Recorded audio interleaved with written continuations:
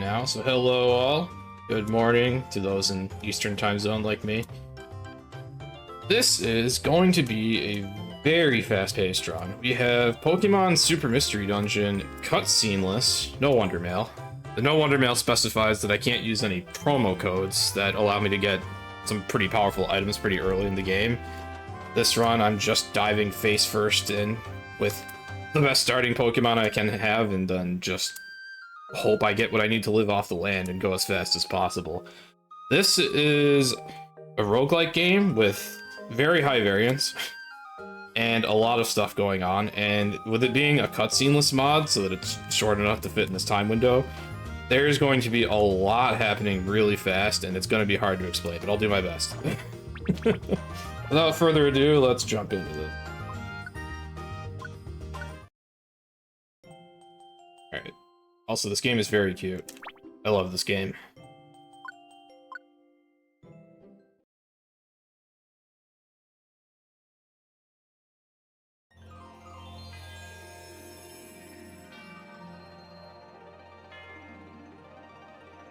Also, the funny thing about streaming this game is that everyone gets to be in the stream because it turns the camera on when you turn the game on with a new save file.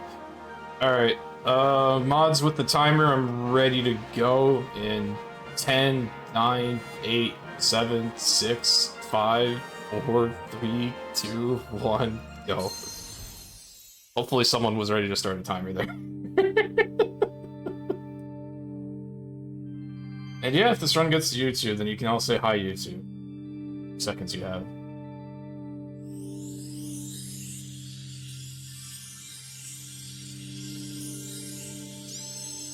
Alright, that's it.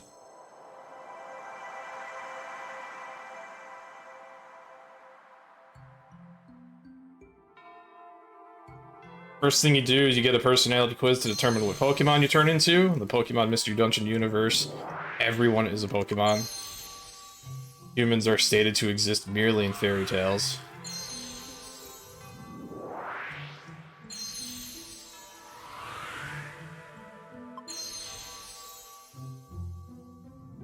This quiz is pretty easy to quote-unquote manipulate. Not that we even really need to. Let's see, I want this one.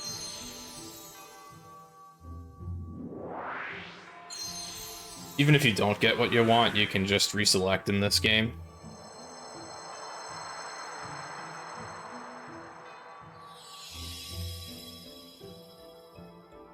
I'm going with Charmander. I'm using a route I came up with like 2 weeks ago or something. This will be interesting. Oh, I said no. Yeah, we're gonna need all the good luck. I'm using an experimental route, because what better place to do that than a marathon?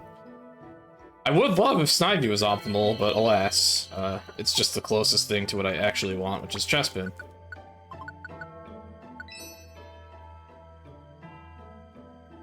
These two are pretty solid in this game.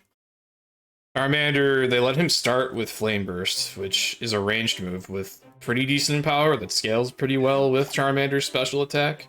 It's mostly relevant early on, and then later on it is kind of expected to fall off. Oops. Okay, Curstor's in a weird spot. Yeah, I can do that. In Pokemon Mystery Dungeon games, in addition to moves having like their usual base power, their typing, their accuracy, their maximum PP, in these games they also have a range stat, and Flame Burst has a range of 4 tiles, which is basically the best you can get this early. Also in this tutorial dungeon we have this very overpowered Nuzleaf with us. He kills things the fastest.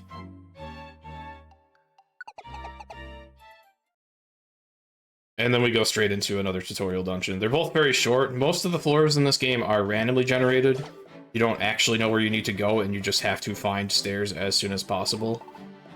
But for the tutorial, there are a few scripted floors. Just so they can teach you a few core mechanics. This dungeon specifically, only half of it is scripted, and then once you get to the 3rd floor, the game actually starts.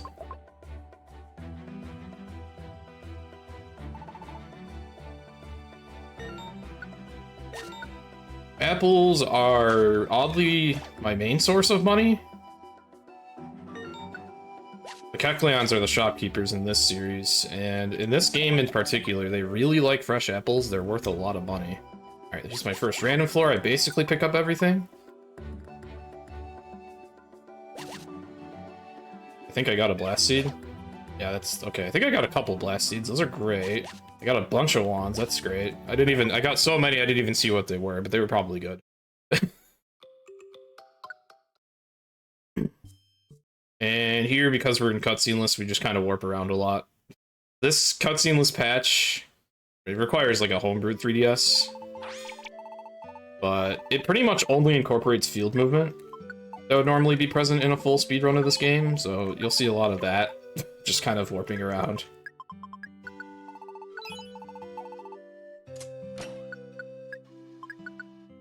Another kind of tutorial-y dungeon here. I don't really need many items. I'm just saving everything for later. Also, I guess mods, the title needs to be fixed. Alright, this is one more scripted floor with a bunch of nice items for me.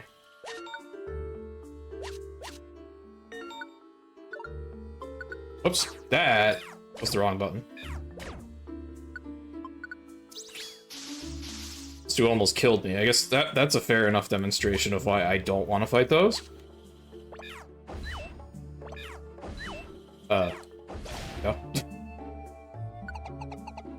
Accuracy in this game is notoriously pretty rough, as we saw from my... I think this is like a 90% accurate move, missing twice still.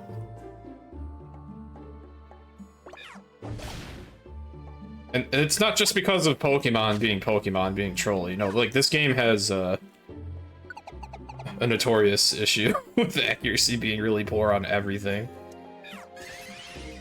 I do love this game, but it has that quirk. Oh, that was a really fast dungeon, jeez, okay. Alright, now we're in a school. Now we are no longer in a school. Now we are in a mine. Now we are no longer at a mine. Alright. More shopping, get some more money. He's not selling me much. It's fine. Now. It's one of each of these.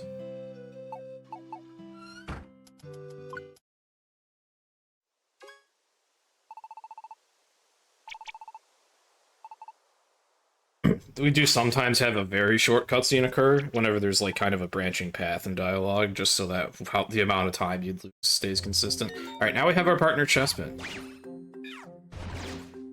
He has a move called Pin Missile. It hits like a truck. Though it's not so strong early on, but it is a ranged multi-hit move. And in Pokemon Mystery Dungeon, multi-hit moves are historically pretty strong, and that holds up here. And ranged moves are pretty strong, so having a Pokemon that starts with a move that's both is pretty insane.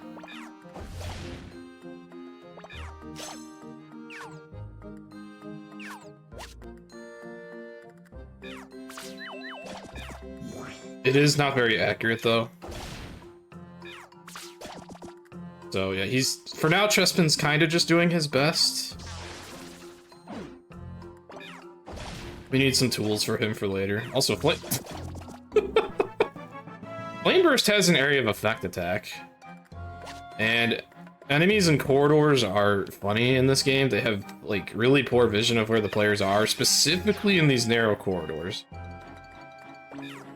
And so I happened to make an Aeron just kind of run away, because it couldn't see me behind another enemy. It also ran away really fast because I had the slowed status.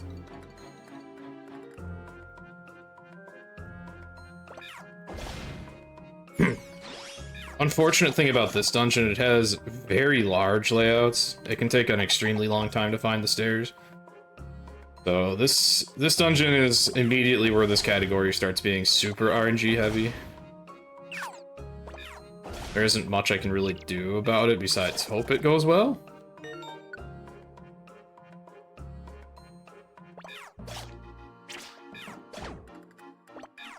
I should probably use Elixir.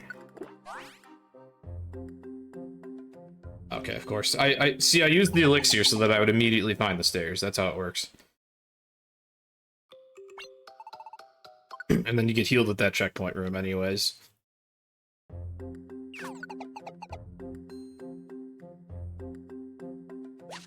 Yeah, there's another elixir. Elixirs are something I'm pretty desperate for throughout the entire run. We kind of burn through those, so the more of those, the merrier. Also revives. To a lesser extent, but we do want a lot of revives. This thing is high defense, but I also have Dragon Rage if I just need fixed damage. Drawback of Dragon Rage is its accuracy is abysmal. That was actually pretty fast.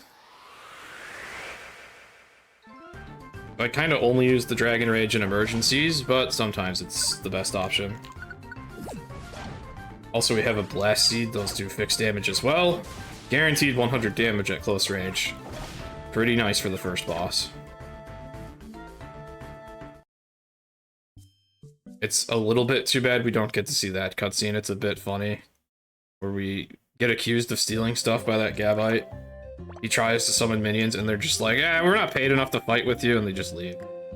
Alright, now we have a garbage dungeon. This is School Forest, whoops. This dungeon, you're given a bunch of predetermined items by the school. And so we have even less control over our fate. I do get 2 allies, and I do get the ability to tell them what to do now. Like, I can control their tactics, which governs how they move. The default is they try to follow you, but you can also tell them to go a different direction than you. And in this game, if you have allies separating from you, they still reveal the map as they move. So if you have 3 allies split up, you get, like, triple the navigation speed, roughly. This is also the only way to skip animations, though, which is the important reason we split up. If I just have my allies run in front of me, and they take all the fights, those fights will usually proceed a lot faster. So, this is going to be a recurring strategy, but it barely works in this dungeon, because both this Gumi that I have and Chessman aren't really strong enough yet. It kind of doesn't really work here. I just try to make it work. Ember I'll take.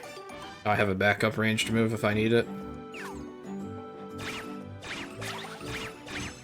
I did save before I went in here though, because the school only gives you 1 elixir. So if you don't pick up any elixirs while you're in here, you can be pretty doomed. Take a Slumber Orb.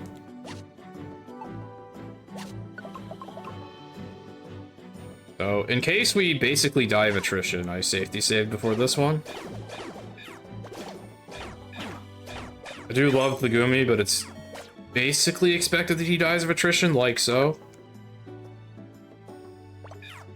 So I'm mostly just relying on myself and Chespin here. The only way I'd be able to keep the Gumi alive is if I was to find a ton of elixirs randomly. Which isn't always going to happen.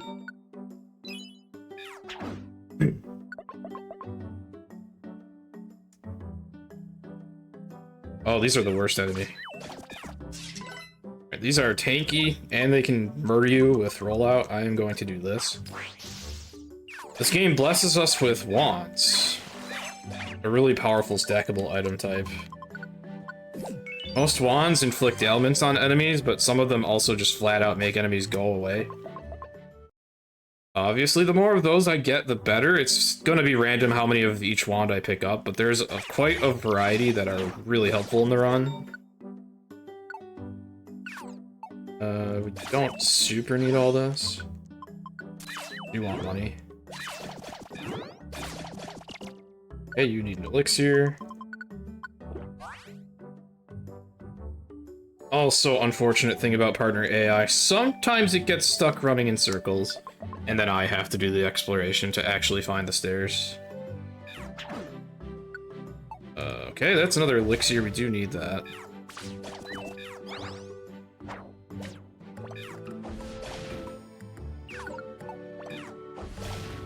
Okay, I need to make room for it. I might need to take that elixir myself. actually. So I'm getting a little low on flame bursts. Oh crap. Well, that could have been a death. Alright, I'll take that though.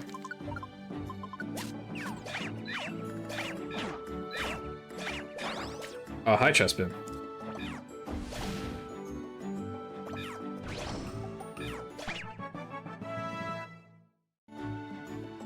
The reason Chespin just kind of mysteriously appeared out of thin air is because he got hit by Roar, which pushes him back, and the animation of it got skipped, but his placement was instantaneous. This room looks miserable. It sounded miserable.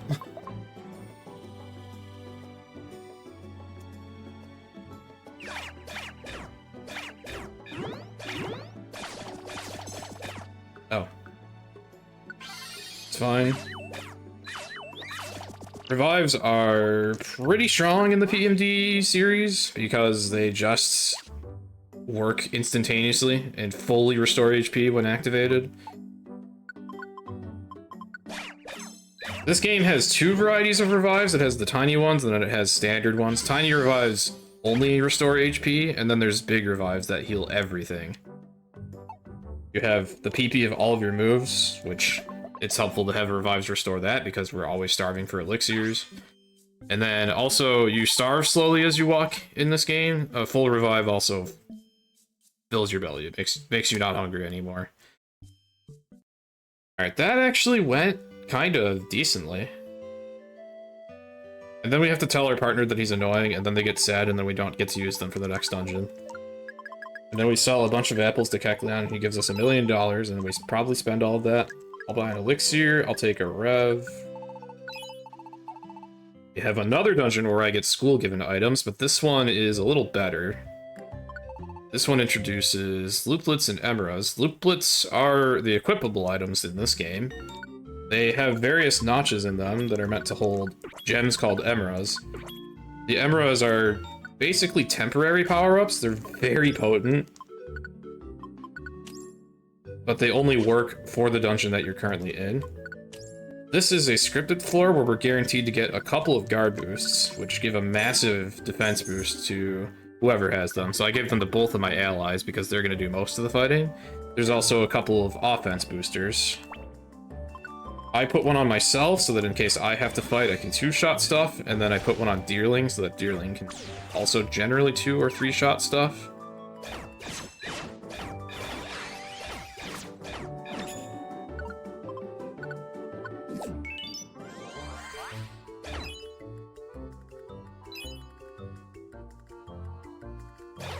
I might have been able to manipulate my allies into going this way. Barrage, that's a very good one. And out of here. Barrage sometimes makes an ally double strike. That's one of the most powerful emeralds to pick up. Each color of emerald could be many different things, though. I just got another purple emerald, but instead of another barrage, it was a much crappier emerald called Clutch Performer. It just gives you a massive evasion boost when you're at low health. Most emeralds really aren't bad, but in the context of a speedrun, some save a lot more time than others. Clutch Performer being one that doesn't really matter, usually. Can be nice on your starter, though, because the starters have Blaze and Overgrow and Torrent, so you get that evasion boost while you're also at an offensive boost from that ability, and then you actually have something cooking. But it's pretty rare for that to matter.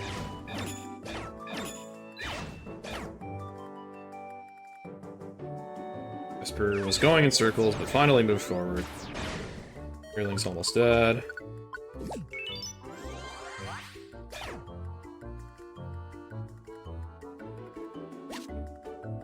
They want these? Stay away wands, that's great. This dungeon doesn't really start you with any wands, so picking anything up that I can use is great. Okay, we got elixirs.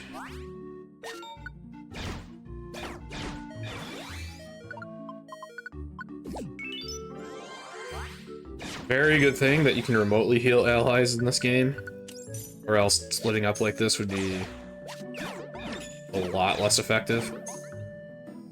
Still ideal not to— oh geez. This might kill me, that's fine. Okay, 2 Dragon Rages is pretty brutal.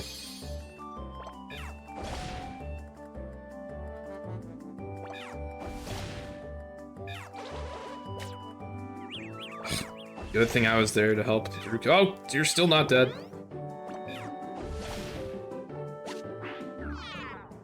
Oh, that's a lot of items. Whoa. Alright, we don't need the apple. We'll take a rev. Don't need this barrage guard. Picked up the apple I didn't need. I'll take the fresh one for money. Okay, that was a lot of items.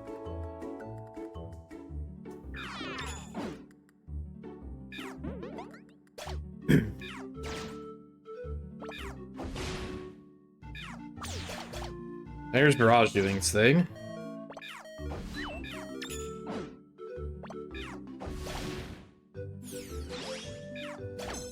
Okay.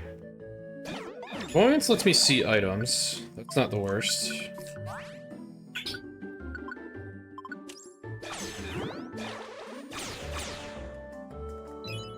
I do want that apple for money, but I didn't want to wake up that enemy.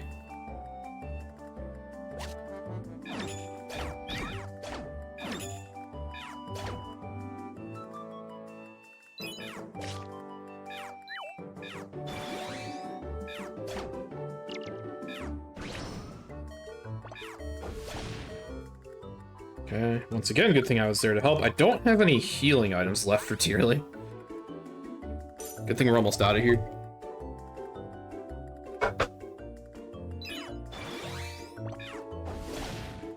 One unfortunate thing about the partner AI in this game, with most tactics that you can set them to, if they are at low health, like where their HP bar shows as red on the top on the bottom screen, they will stop fighting and they'll just try to run away, which really sucks because that's usually the worst thing they can possibly do. Sometimes it works out because they run away and they passively heal their HP and then they start fighting again, but usually you need to heal immediately. Also, right here, we have an attack looplet manip. Various looplets have passive effects by default. We want one that boosts attack. We can force a shop to have one. But we need to reset the game and do some specific stuff.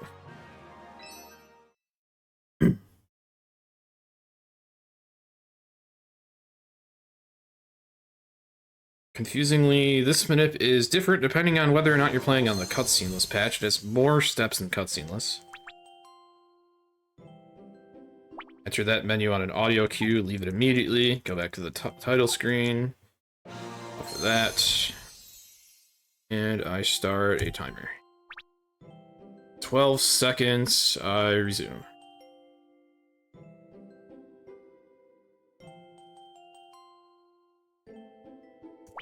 Okay. And now, this shop should have an attack looplet.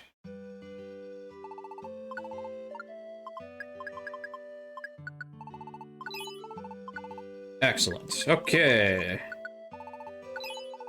And now immediately another technical thing. Deposit everything. We have a tutorial on another thing we can do, alliance attacks, and you can break this tutorial a little bit.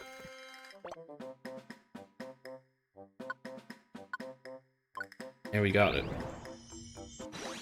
Alliances let you attack with all your allies at once.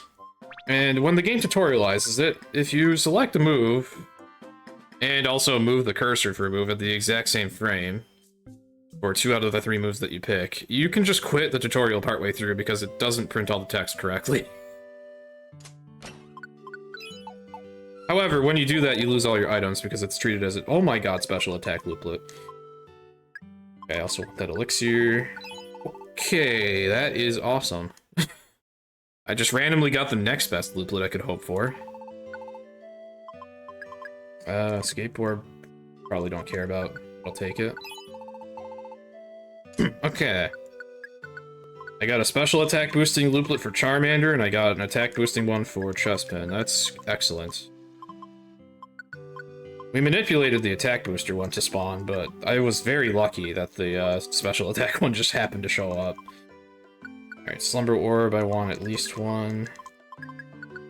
Okay. I am almost broke now, though.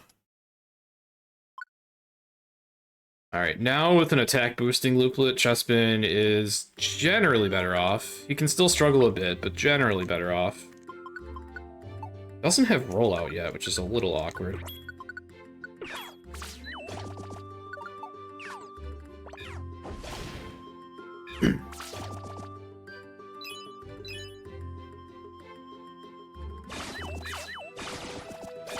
Chespin should learn one more pretty decent move here. Normally rollout would be... oh, jeez. Alright, maybe I need to enable Vine Whip. Not tackle. Okay, there it is. Rollout is another multi-hit move. Normally not a very good move in Pokemon, but in this game it is treated as a multi-hit move. Which makes it really strong. Only thing is, as soon as it misses one hit, the whole entire move is cancelled, so... it is a very gambly move, but it is usually good enough.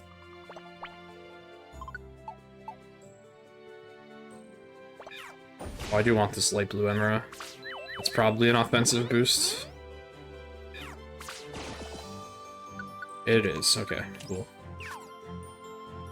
Light blues, yellows, and purples are usually the most important. Heal him. I only brought 3 revives here, and I've already used 2, so that's a little spooky. Chespin is getting destroyed by this bird because he can't hit rollout. There we go.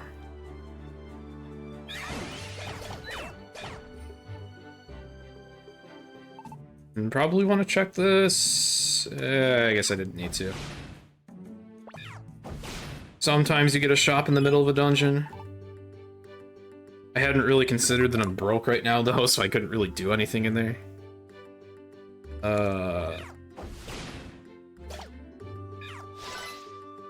Okay. That Excelgor are gonna be annoying to fight with that evasion buff it gave itself. Maybe we can get it? Okay, of all things, rollout hit it. That works. Alright.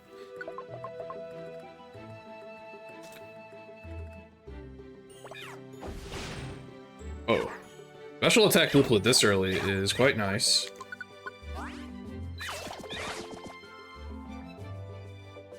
Alright, here I can force Chespin to go up.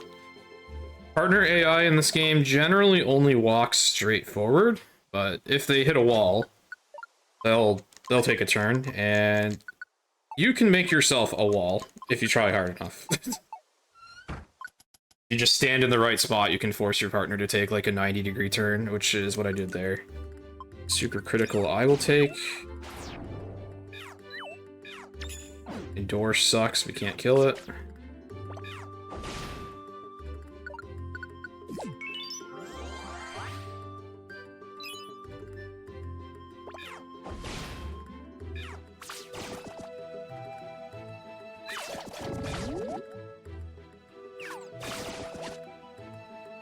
Got a Burn Guard Emera. That's useless, but we can crush useless Emeras for a stat boost.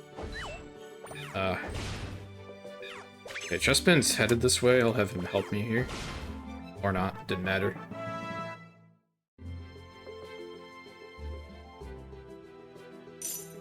Let's get rid of that. Green Emeras give +5 max HP for the dungeon, so that's nice. Only lasts for the dungeon, but I'll take it. I did not need to hit the sleeping enemy, whoops.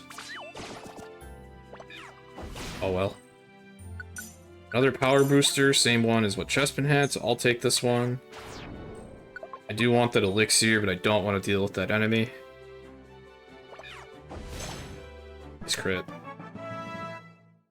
The super critical Emera increases my critical hit rate when I have a super effective move, which Charmander will have pretty often in here. I did get a lucky crit on that bird, though. Remote wands are garbage. There is a wand in this game that gives your opponent the Truant ability, which... maybe in normal Pokemon that would be pretty interesting, but in here it's pretty much never worth using. I mean, maybe casually, if you're dealing with a strong enemy, it's good, but in a speedrun context, I'll never use it.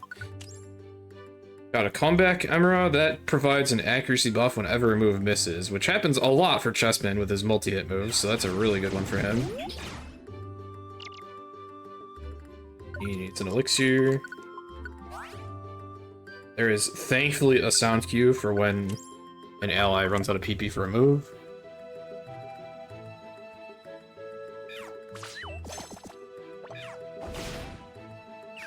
Also, thank you for the service fish. My favorite Pokemon Lantern is known as Service Fish. My favorite service animal. I am out of flame bursts.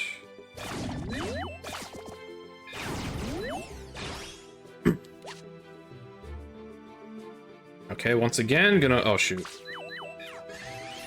This is actually a good time to use an alliance. Pull Chessman over to me. Those wands, make him go that way. Alright. You can only use an alliance attack like that if your allies are nearby, but it can be good for some burst damage. Alright, that was not bad.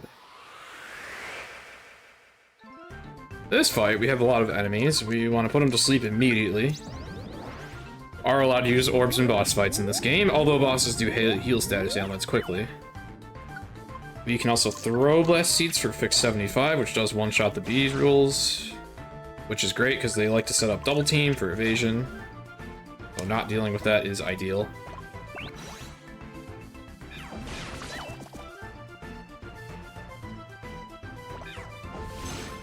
Nice. Super critical and the power booster letting me one-shot that Combi. This Rosalia gives us a bunch of nice stuff for rescuing her daughter. And then we get a cool scarf. Notably among the items I was given by Rosalia, we got a perfect apple and a weather looplet, which are worth a ton of money. I get guiding wands, which reveal the stairs, so I have 5 of those now.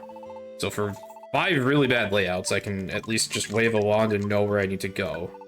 That is very valuable, and hopefully I find more of those on the ground eventually.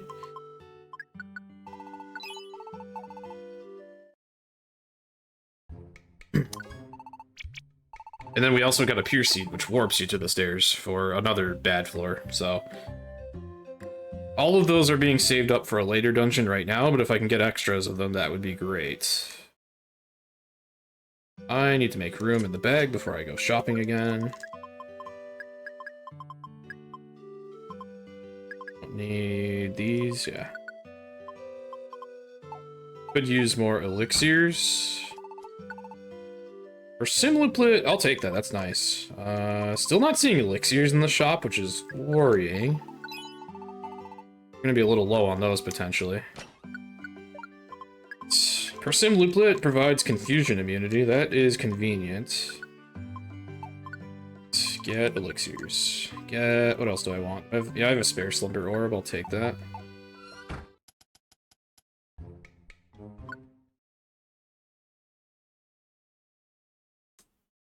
Sometimes we save orbs for boss fights, sometimes they're just kind of nice to have in general.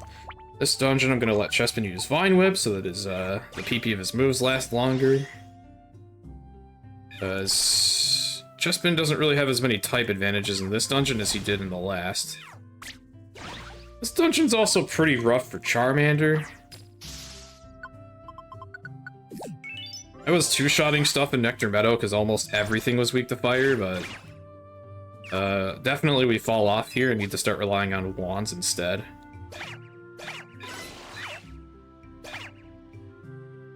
Wand Expert, that's great. Wand Expert gives me a 50% chance of not consuming wands when I use them. It also alters the range of wands so that I can hit anything generally in front of me instead of only being able to fire in a straight line. So I can do... I could petrify that enemy, but I actually don't want to do that because Chessman's aggro to it. If you petrify something that your partner's aggro to, they get stuck on it. They don't want to attack a petrified enemy because that will unpetrify it. So they just kind of enter a staring contest. I think Vine Whip got sealed, that's not the worst thing ever.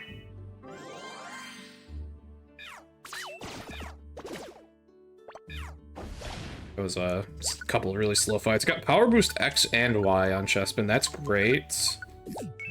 That's 2 offensive boosts, and also X and Y together gives you an accuracy boost. I think I just saw Guiding Wands appear on the touchscreen. That's huge if we picked up some of those. We did. We also got Comeback. Okay.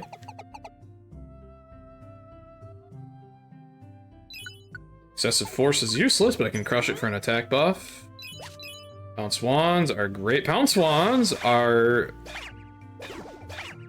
probably my favorite item in the game. They have many unique and creative uses. They launch you forward in a single turn when you use them. So you can use them to flee from enemies like this. You can also use it to approach enemies, and it will pull your entire team with you if your allies are nearby when you do it. That's useful in a couple boss fights.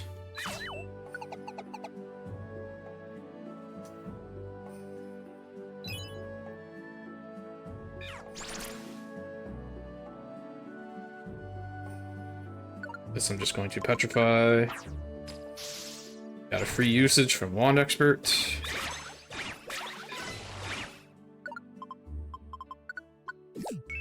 Once I'm at the checkpoint, I probably want to grab more healing items.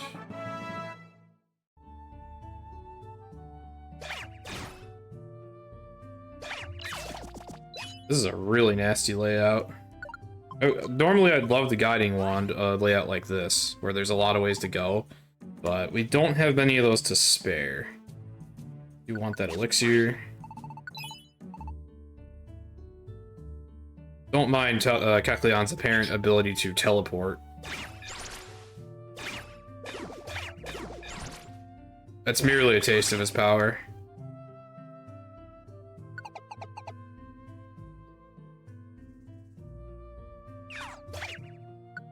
Come back. I guess I'll take it in case I have to fight. I don't think comeback stacks, but actually it's very unusual that I see 2 of those.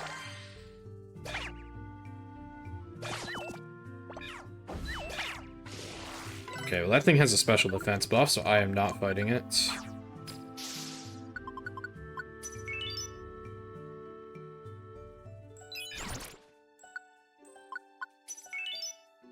Chestpin, more health. He probably doesn't even need it, but whatever. Maybe I should take the Confusion Guard. That's pretty good. Petrify this. Possibly I'm gonna need some food. I'm gonna try to manipulate Chespin into going straight down here. Okay, I need food.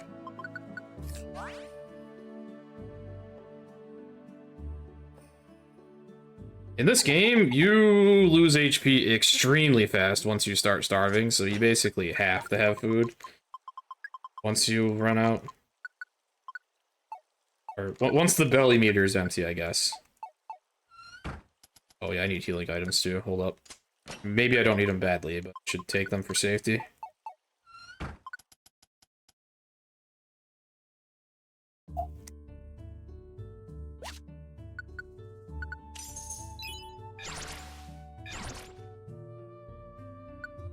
That's a lot of enemies, but I can do this. Warp Wands have an area of effect. So if I have like a cluster of enemies, I can wave 1 Warp Wand at them and potentially make all of them go away.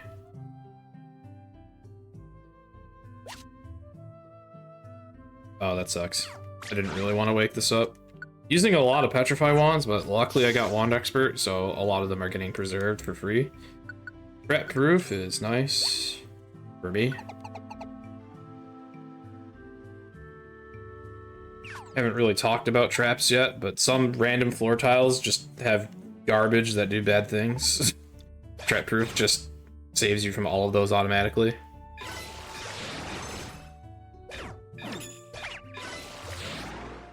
Chestpin got destroyed. Maybe I shouldn't have gotten rid of guard boost. Oh well.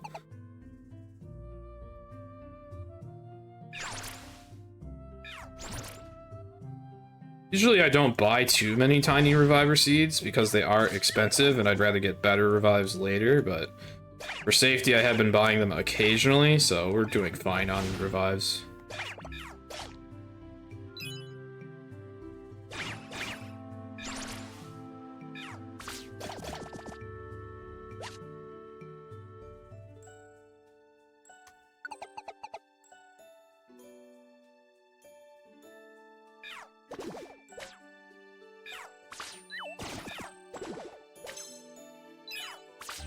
It is unfortunate whenever you have an enemy that is kind of out of your line of sight.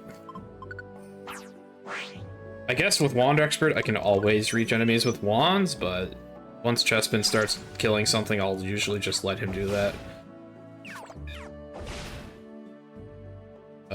This I'm gonna petrify. Okay, not the worst dungeon. We do have a rough boss fight, but I have a lot of really powerful emeralds on Chespin, so that ought to help.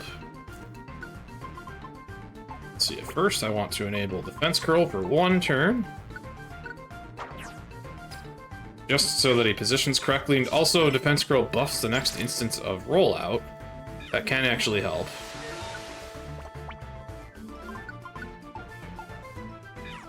Oh, he went for it, but he missed. Bummer.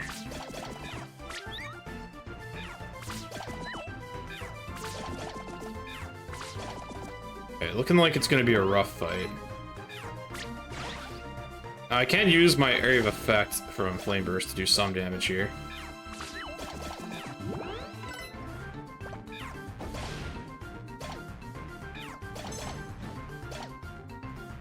Okay.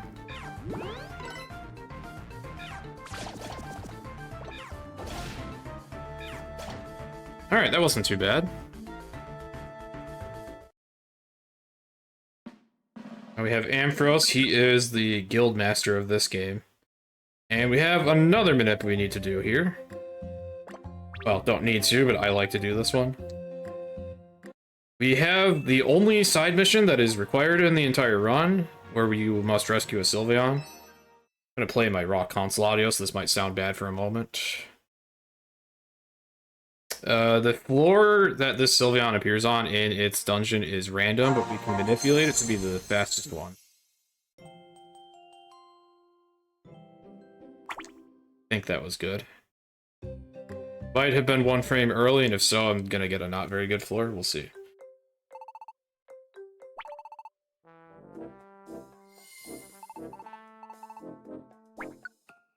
Oh, it was 4F. Okay, I didn't expect that. Maybe I was 2 frames early. Alright, I messed up several things about that, apparently, but I'll take 4F. So, this mission can be anywhere from 2 floors to 7 floors long. I got 4 floors. Tried to manipulate it to be 2 floors, but... must have been pretty early or pretty late when I went for it. Alright. Not actually sure which. I thought I was early, and I thought I was gonna get a 5th floor. So I don't know what happened there. Luckily, it's not the most important thing in the world.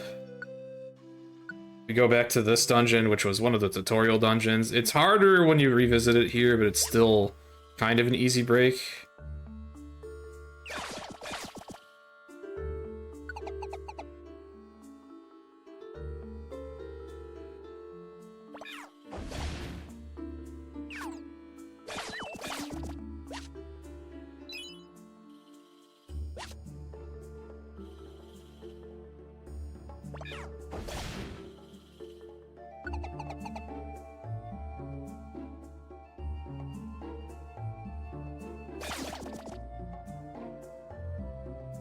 Oops. Ow. That's probably the most threatening thing that can happen here is getting Dragon Raged by Mimic. Alright, that wasn't too bad though. Got to the 4th floor pretty fast. Now Sylveon, if Chespin finds her, the marker for Sylveon won't appear on the map, so I kind of have to remember that I saw Sylveon near a couple items. And then if Chespin enters a room with a couple items, it was probably that one. Like, yeah, I'm gonna say that. That room up there. Yeah. I do want these items. We got Slumber Wands, we got apples, we have this skunk trying to kill me that I'm gonna completely ignore. Cool.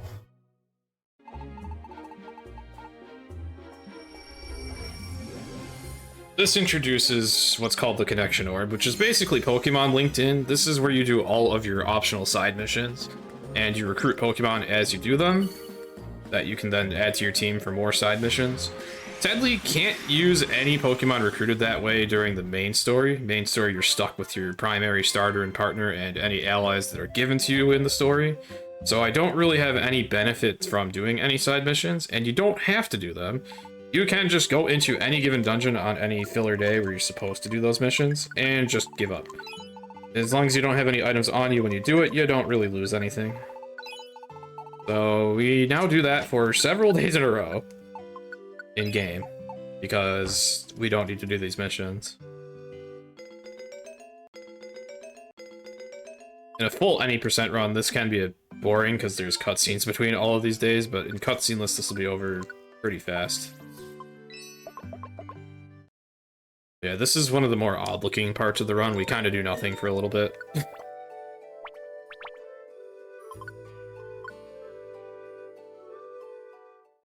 Here in particular, they want you to do a lot of those side missions. There's 7 days of it in a row, so this is the biggest batch of just giving up. I could withdraw money and do more shop checks, but I don't even have that much money, so I'm not even worried. Plus, I've already got decent stuff in terms of, like, shop items. One thing I haven't really gotten, though, is a Petrify Orb. I do badly need one of those. Or at least one boss fight, and in general, those are a really powerful item. They petrify everything in a room for you, so if you ever spawn into a garbage room, you can just instantly delete all the enemies effectively, as long as nothing unpetrifies them, which isn't very common that would happen. Petrify is a status unique to Mystery Dungeon that just fully immobilizes an enemy forever, unless something interacts with that enemy. Like if something uses a status move on the enemy, like another enemy trying to heal it, or if the player attacks a petrified enemy, then it'll become unpetrified. But generally, Petrify pretty much amounts to an insta-kill.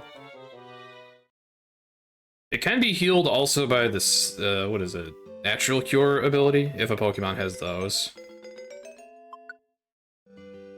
So there are some Pokemon I cannot really petrify.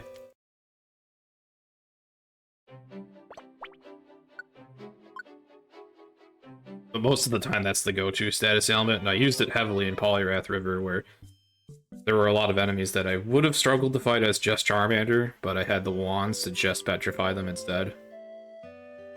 It does make you get less EXP, as you don't get the EXP from killing them, but EXP doesn't really do terribly much in this game anyways.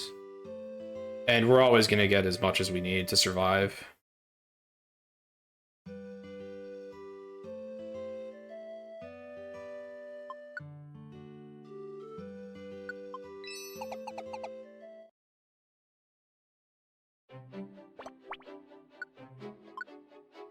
Also, I kind of wish I was recording this run, because I don't think I've had a particularly bad dungeon yet, and all the runs I've done with this route so far have been pretty bad. But oh well.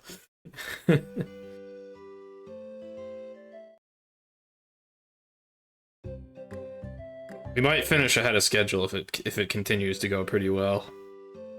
Like maybe a half hour ahead of schedule, but we'll see. I should probably bear in mind more safety as I go here. Considering we have time, and if you do fully die in this game, like if you run out of Reviver Seeds and then faint, you are pretty much screwed, as then you drop all of your items and all of your money that you had on hand, so you'd have to salvage the run with only what's in storage.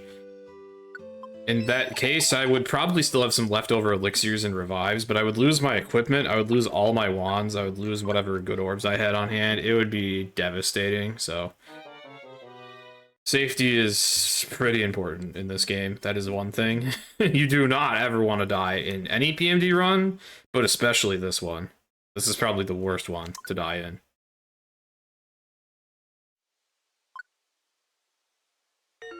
Alright. Here we get Esper, who is good for spamming Psybeam.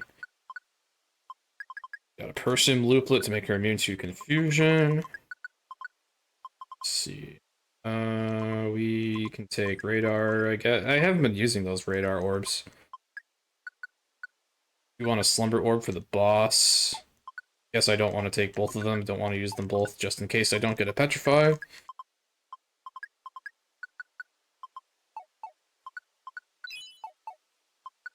Actually, maybe... Maybe I'll give Esper the special attack. It's a pretty massive buff for her.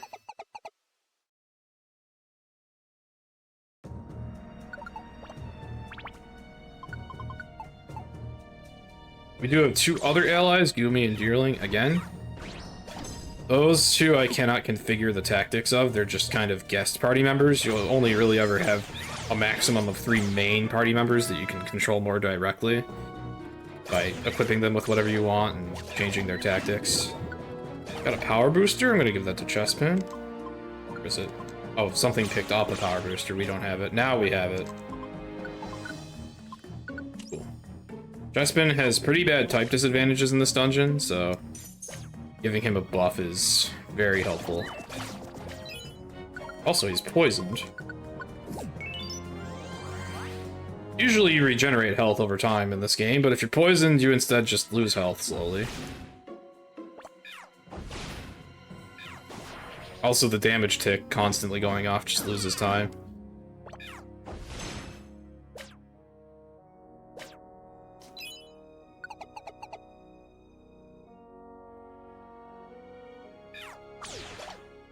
Oh yeah, Deerling with a, or not Deerling, Esper with a special attack looplet is really nice here. It does suck not having my own, but it's probably worth it. Esper's doing more fighting. Alright, got both power boosters on Chespin, that's huge. Now he has an accuracy buff. Since I can't control the tactics of Deerling and Gumi, at least they kind of help me out if I have to fight. Gumi specifically with his ranged dragon breath. Deerling rarely gets to help, but Gumi's pretty helpful. I don't know what Esper's doing right now.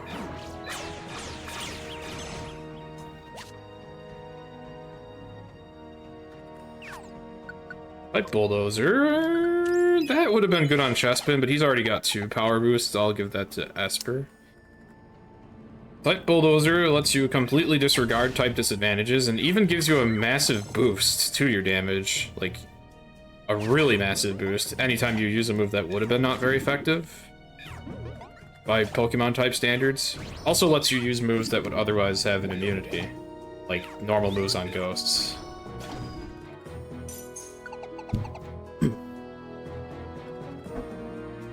Alliance attacks, which we'll use heavily in boss fights, also let you do that. Don't really use alliances too much in dungeons, because my allies are just far away all the time.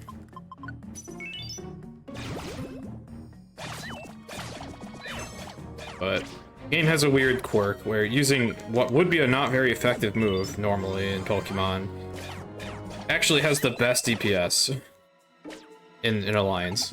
It's weird. I think someone needs an elixir. Yeah, you do.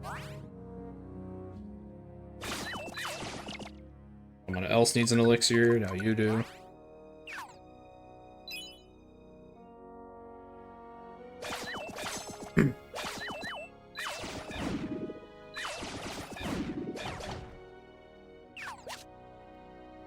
Chespin is stuck running in a circle forever because of that hallway. Oh my god.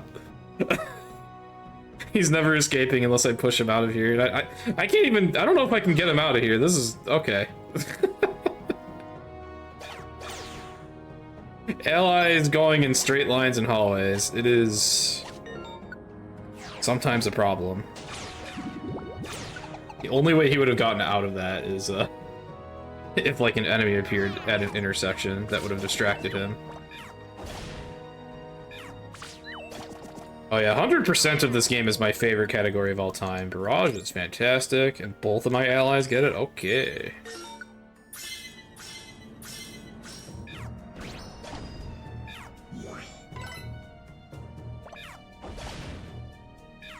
Yeah, this run is a lot shorter than Hundo. By country miles, that's a multiple day run, but it is my favorite category ever. Oh, I think somebody got confused. And I'm locked into a dash, that sucks. Okay, we're fine now. I think Chespin killed a Zubat through confusion with rollout, which is really lucky. Confusion is a really devastating ailment in PMD because it makes you face random directions. That's why I kind of like having a looplet that can make an ally immune to it. Right now I'm wearing it because I didn't have anything else to put on. Also, I got the big ears Emra. I don't have ears, but it still lets me see where all the enemies are. That's pretty nice.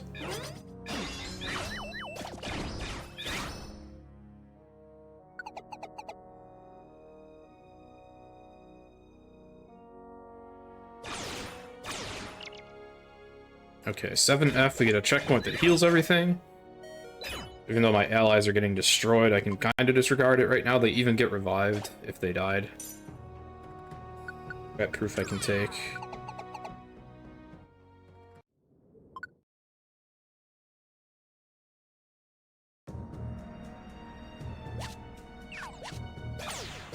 Got some warp wands, that's good. I haven't been seeing many wands, which is a little concerning. But we've got a bunch of good stuff in the bag here. Got payback, I'll take. Power booster, Esper can take. Sleep guard, someone can take. Oh, also the stairs are that way, whoops.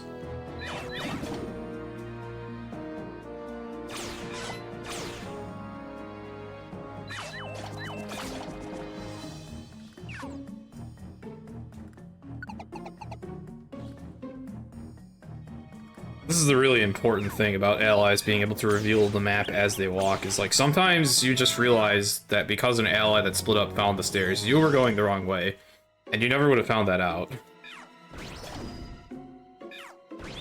So while it does suck having to backtrack, being able to have the stairs just revealed is a huge time save when it happens.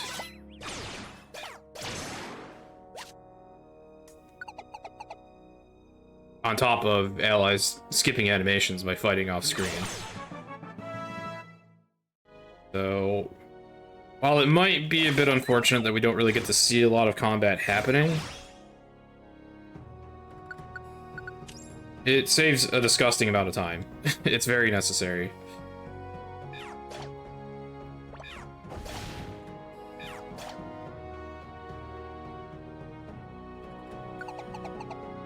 Historically, in the no Wondermail category, we actually still kind of had to fight things on screen, because without the Wondermailed items, we just didn't really have the power to have Pokemon fighting by themselves very often, except when given a strong ally like Esper strong enough. Also, here we just casually have Giratina.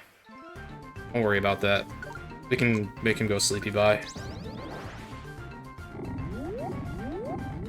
Yeah, for a long time, this category pretty much was just walk through dungeons normally and spam alliance moves on everything, but now that we have the attack looplet manip, it seems to just barely enable splitting up with our partner, and it just barely works. I live because of the toughness Emra. Alright, now I'm in Blaze, which is pretty nice. This should do a lot of damage. Actually, that wasn't that great. However, we did one turn Giratina, so that's pretty cool. This looks like it's going to be really fast. Yeah, that was really fast. After the fight, you find out that the Giratina was actually just like a Solosis putting up an illusion. And then we finally befriend these school kids, and they all give you a different gift, depending on who you pick there.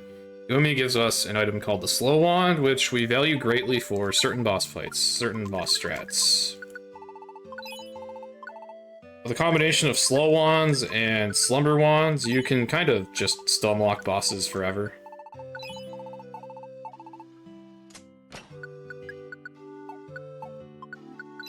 Yeah, Toughness is a bit of a niche Emra in a speedrunning context, but it actually got to fill its niche right there, where the boss one-shot me, but I lived. Then I got to do more damage with Blaze, and that might have mattered. Oops, this button.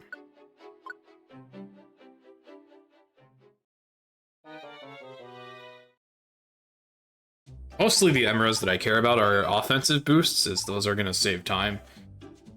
Offensive boosts can still keep allies very safe as well, in addition to defensive boosts. Sometimes defensive boosts are good too, though. Like, guard boost specifically is so potent that the safety it gives your allies is going to save time. You'll basically never need to heal them. Why am I checking the shop? I need to deposit the slow ones given by Gumi, and do another give up day.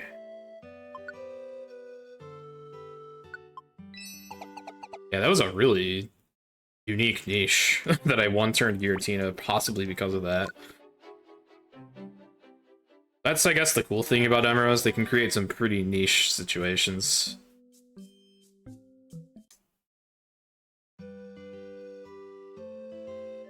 This game is generally all about adapting to a lot of different things. Alright, now we have Nuzleaf with us. He's still overpowered. Not as overpowered as he was in the first dungeon, but he's still powerful. I should probably use the radar orb here.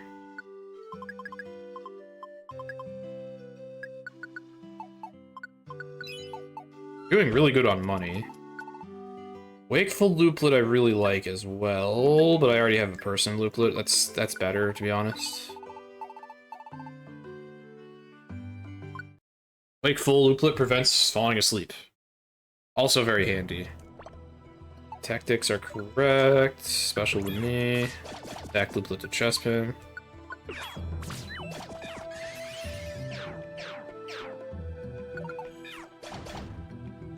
This dungeon, I think I want to enable Vine Whip on him to preserve PP.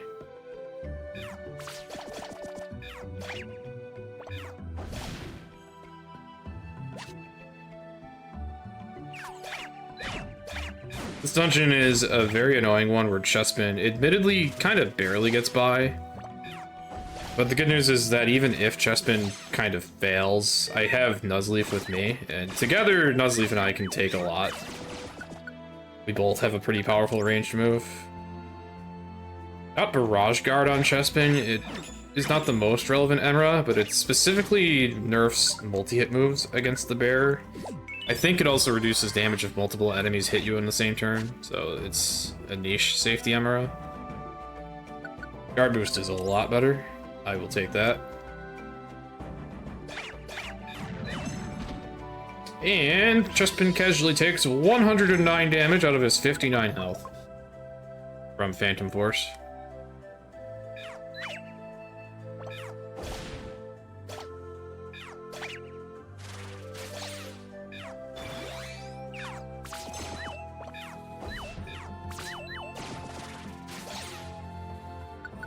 Lullaby is great for safety. Lullaby makes all of Chestpin's attacks have a chance to inflict the sleep status ailment. Pretty broken.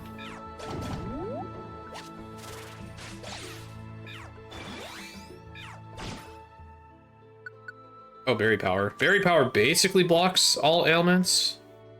Like 90% of the time. It's an insane one.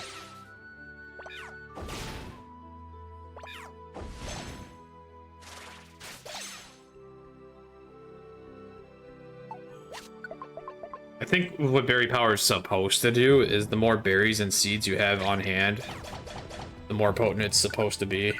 But they made its proc rate really high, so it pretty much makes you immune to like every bad thing besides dying. It was a little risky to split up so far with Chestpin on this floor, but it paid off.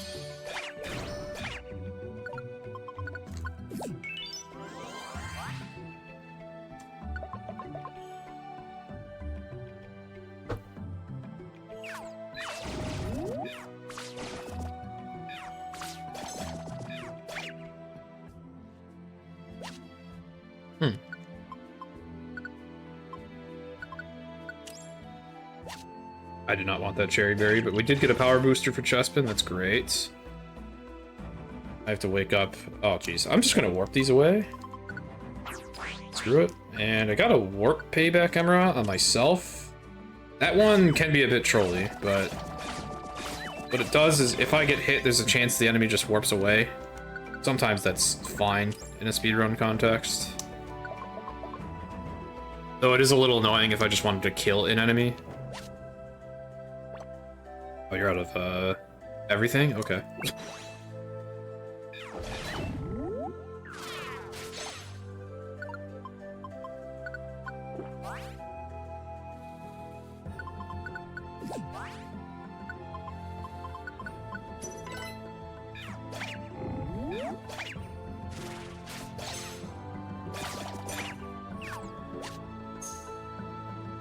I have not seen a blast seed in a while, so I'm glad I picked that up. I do need a bunch of those for later. I'm gonna need food for sure. Got a power booster. Did I already put X on him? I did, so I'll take this one. Power boost X's do stack, but it's better to use power boost X and power boost Y for the accuracy buff.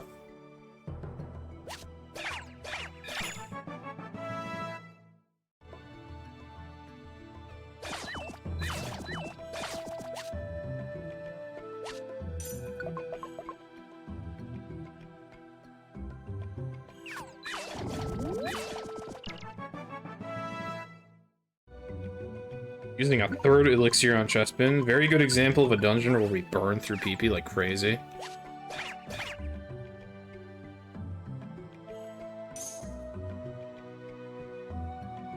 Alright, and we're out. Feels like it's going not too bad so far. I don't actually have splits up, and also I haven't done too many runs with this route, so I don't actually know how well I'm doing, but I think it's going okay.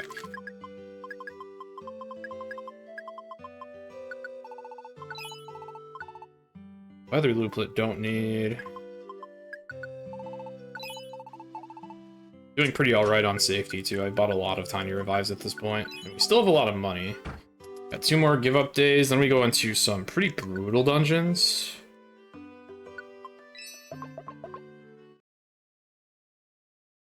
Next dungeon coming up is one that we play very differently. It has much tankier enemies, such that, like, Chespin's simply not going to be able to handle them, neither can Charmander. So for the first time, I'll just be traveling with my partner, not having them split up and run ahead of me. And instead, we'll fight with alliance attacks, so that we can have... Oh, right, I'm supposed to talk to everybody here. I always forget.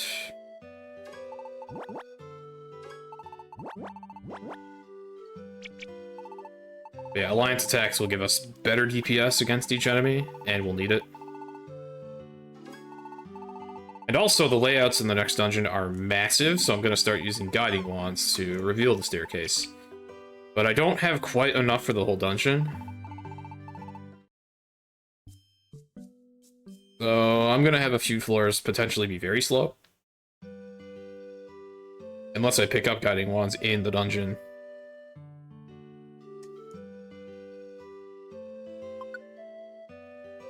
Also, story-wise, there hasn't been terribly much going on, but relatively soon there's going to be, like, a million things happening out of context. The first half of this game, you're kind of just in this chill little village. And what's going on here is Chespin finally decides he wants to leave. And then the story just goes from, like, 0 to 100.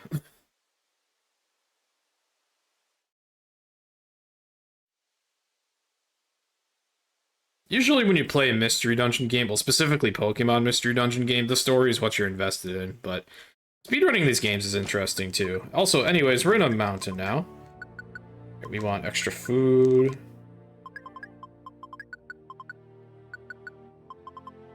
Pure Seed for sure we take. Luminous for sure we take.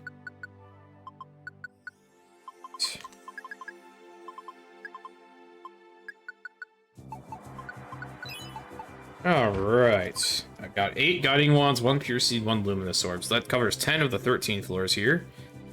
Chespin tactics gonna be follow me, stay together. Raj is a good start.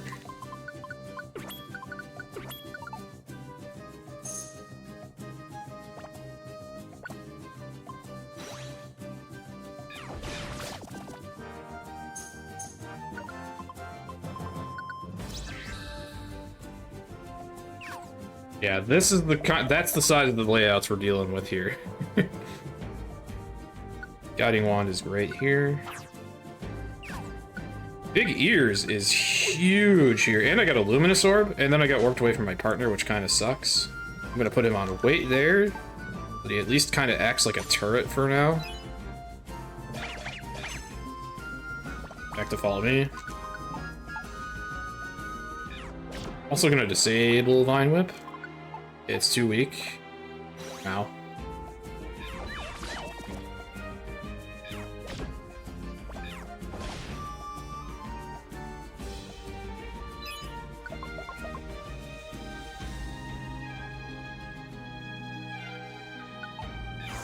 I should have petrified that when I had the chance. I'll take berry power, though. That's great.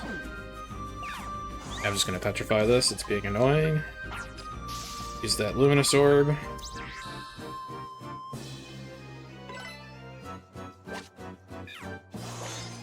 Petrify that guy too, because he's also being annoying.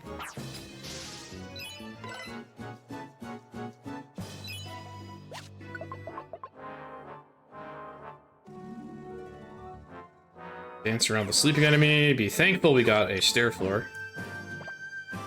Stair floor is the coin we've termed in the P&D community for spawning in a room and just immediately having the stairs there. Those are the fastest floors, usually. Unless a lot of nonsense is going on. Guiding wand.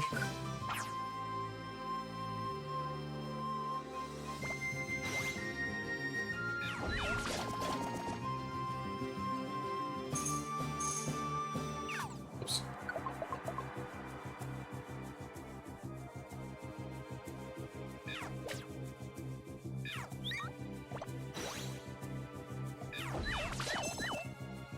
Garage already doing a lot of work.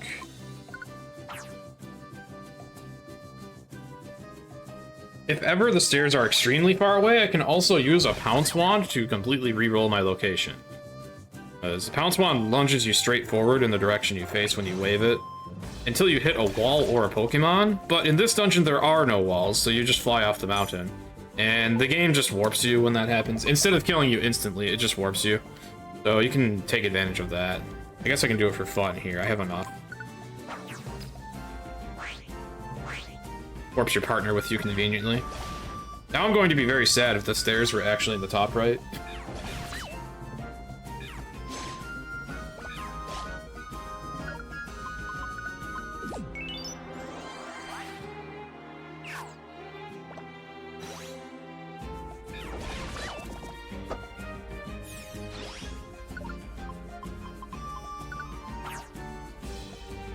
Okay, well, either way, I kind of had to do some work to get there. It probably would have been a lot better if I didn't warp, though. I'm gonna Pure Seed here, because I don't want to deal with these enemies, and I don't have to.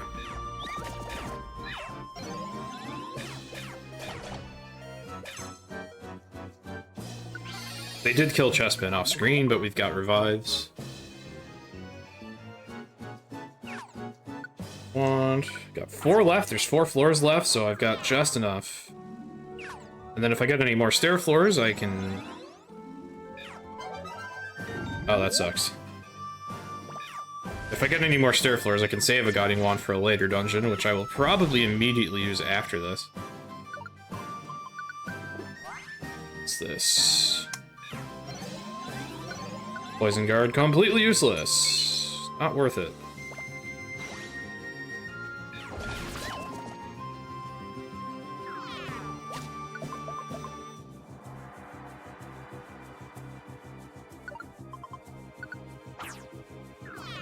Actually, I think I'm short 1 Guiding Wand. That would make sense. I got a Luminous Orb, I got 1 Stair Floor, but I was short 3 when I went in. So yeah, I'm short 1 still.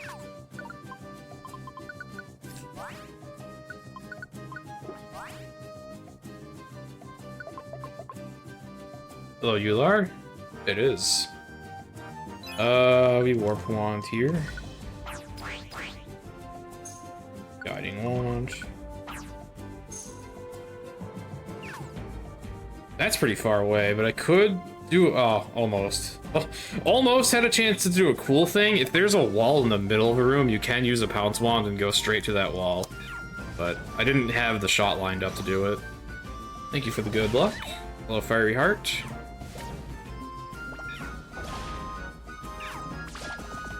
Oh, boxes. That's worth a lot of money. You're supposed to pay Klefki to open those for their contents, but I just want the money, so I'm just gonna sell that to Kecleon for like 300. Guiding Wand. Hopefully don't have to go up. Okay, cool. So there are a bunch of enemies up there. Type Bulldozer... I guess we both can have that, sure. It won't hurt. Alright, this floor, I have to just hope I find the stairs fast. I don't have anything left to do it for me.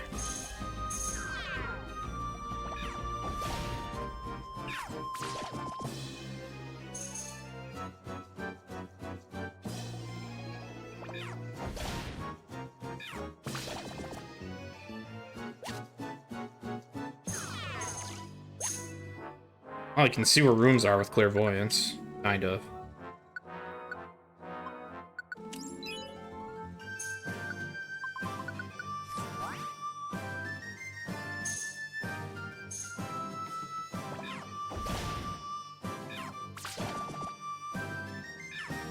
Okay, here we are.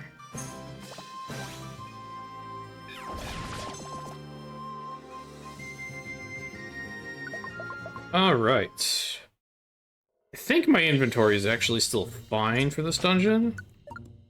Yeah, we got elixirs. Maybe one more revive would be wise to pack. One or two. Okay. This dungeon is nasty. This one also, the enemies are too tanky, so I don't really want to split up with Chespin. Layouts here aren't as bad, but I for sure would have liked the Guiding Wand this one if I had any left. We do lose all those really strong emeralds I had in the mountain, so now we're back to being kind of underpowered.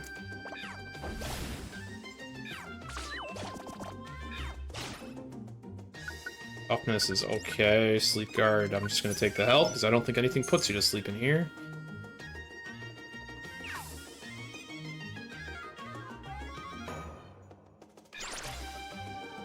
Dashing becomes very awkward when you're being pursued by an enemy like this.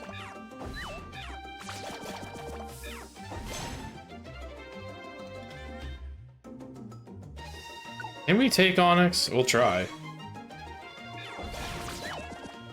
Not quite, but close. Onyx is remarkably tanky, also comedically large. Oh. Barrage, excellent. Okay, if I can get like one more good Emerald, I could split up with Chespin here. I like to get a couple good ones. There's a lot of stuff in here, but I'm just gonna ignore it and get the hell out, because there's also enemies.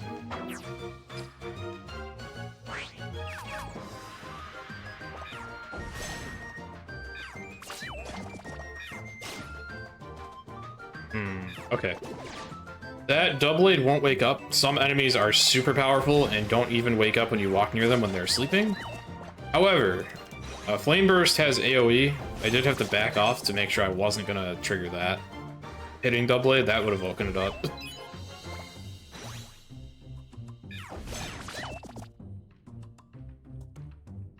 What wands?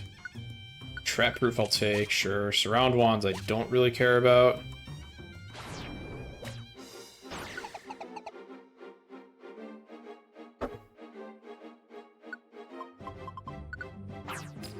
I'm gonna try to get away with not fighting that Onyx, but if it happens to be in... Oh, jeez, I'm gonna fight this one instead. Out of Flame Bursts. We did one turn that because of Barrage. This sucks.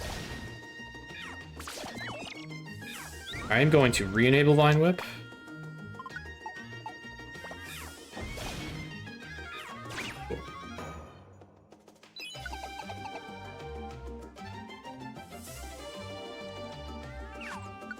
Intimidator. Alright, that is good enough. Go ahead, Chespin. Kill it. Intimidator blocks close-ranged attacks sometimes. Makes him a lot safer. There's an IQ skill in older PMD games that does the same thing, so if you've ever had that, you already know how busted that is, probably. Alright, 2 enemies, I'm gonna petrify one of them.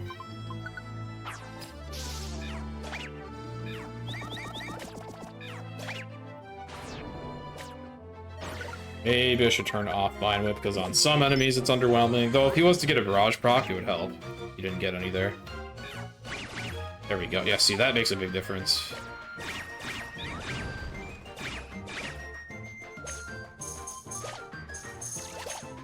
Sleep Guard, I'll crush for health.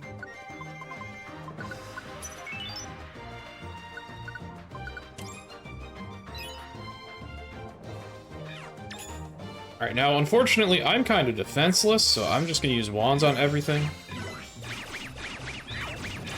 Holy Vine Whips.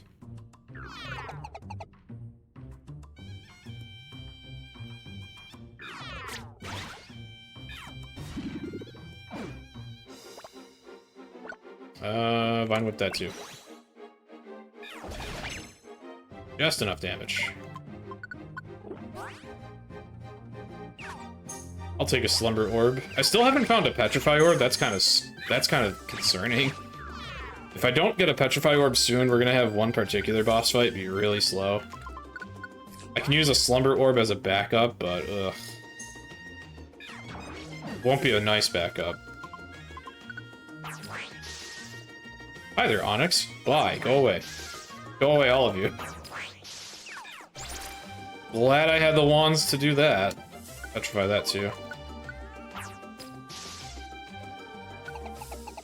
That is how Charmander defends himself if he has to, is use items. Luckily, there are a lot of dungeons where I get a powerful ally beside me so that I don't always have to spam items like this. Otherwise, I wouldn't have enough.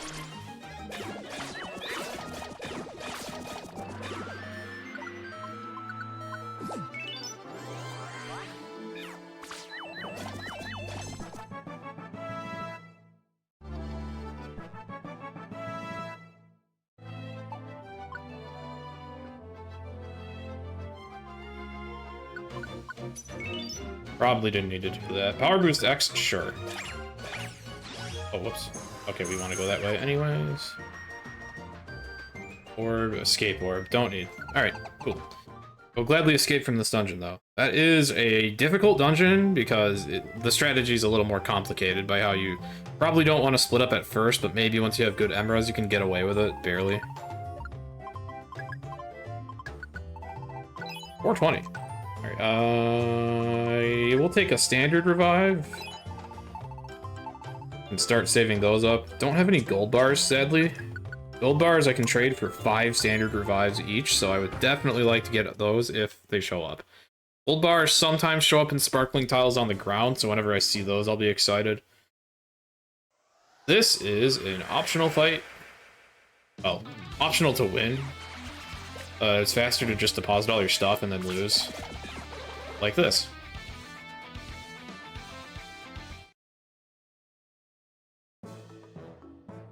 Also, we are now officially an Expedition Society member, and we're going to go out and do nothing now.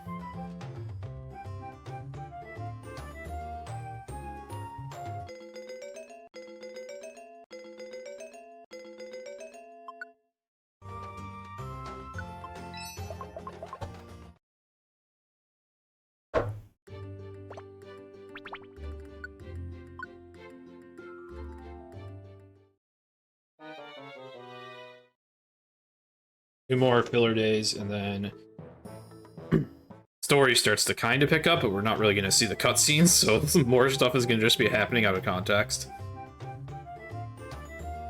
Now that we're in the Expedition Society, though, most of the time when we do a story dungeon, we get another member of that society with us, and most of them are really strong and can handle combat for us whenever we do have to fight on screen, and that is really nice. Or alternatively, they can be the ones doing split up strats while I keep Chespin by my side to help me fight. In a fire type dungeon, for example, that's the better idea. Since Chespin wouldn't really survive well, but he and I together can kind of fight. And then you get a water type Expedition Society member, so you just have him do all the splitting up.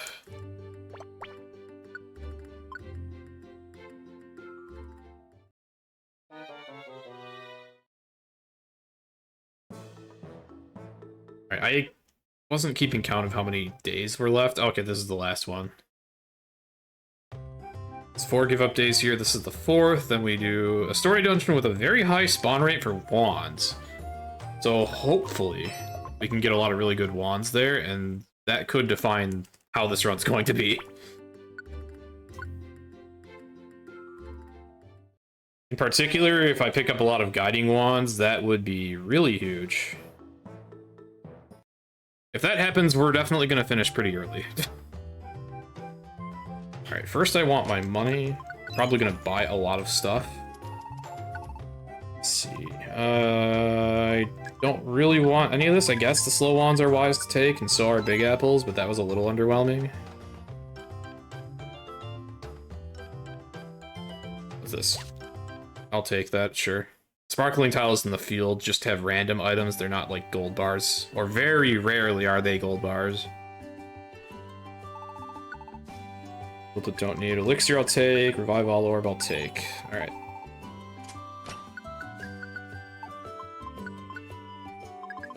First sim Luplet should be pretty good here.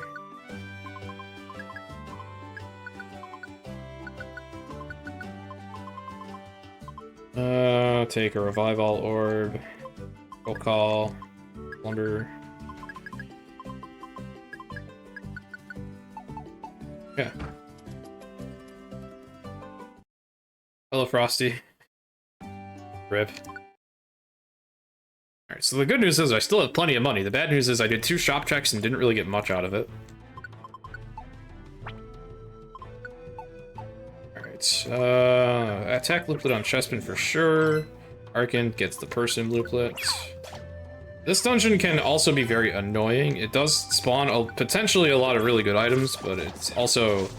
I call this dungeon cringe garbage, because every single enemy in here does annoying things.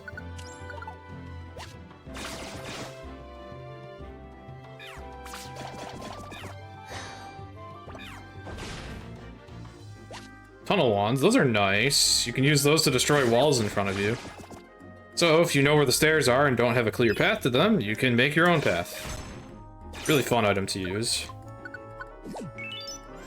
Also, I brought an extra Oran berry here. I want to use that on Chespin because not only does it heal, it also gives him a temporary HP buff for the dungeon. And at this point in late game, he for sure needs those buffs. Even with it, he's still probably going to be in trouble fairly often.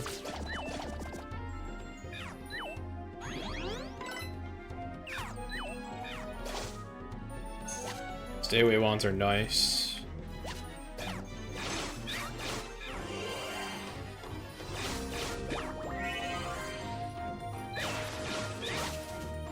Oh, there was a rainbow emerald. That's called the Awakening. Oh, also, there's a big ears here. That's nice. Now I can see the enemies.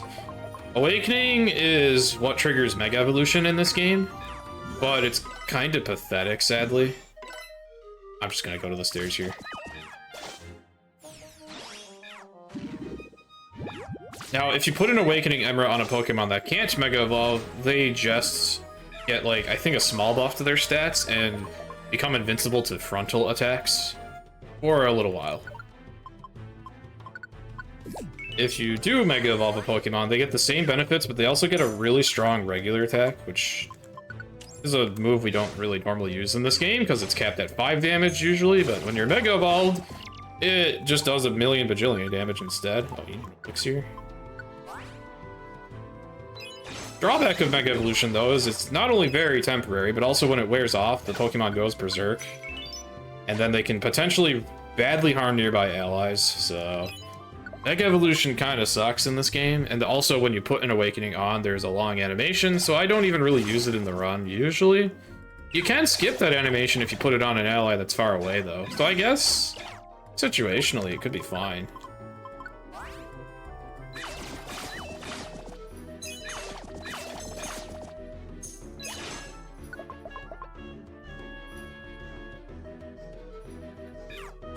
Also, I guess I haven't really addressed how every Emerald on the ground does have a timer. You only have a certain number of steps allowed before it just explodes and goes away forever, each one. So usually if I see an Emerald in a room, I have to make sure I go for it immediately if it's one that might be good. And yeah, the Awakening is kind of uncommon. There's a gold bar, nice. That's 5 revives. I can also use gold bars to purchase vitamins for permanent stat buffs. But in this category, I just need the revives. That one gave me 1 tiny revive. That's kind of a bummer. Very underwhelming compared to what I'm hoping for.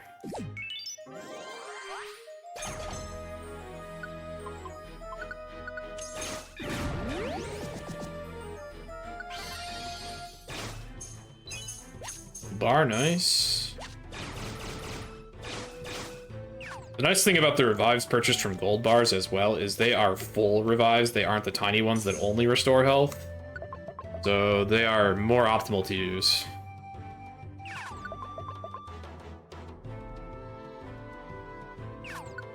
Figures I cannot stack.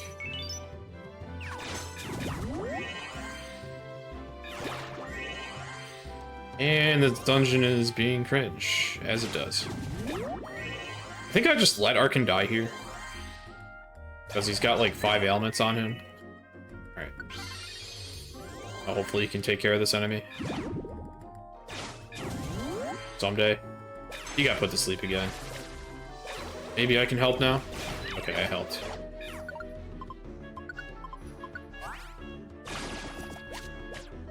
And we are out. Okay.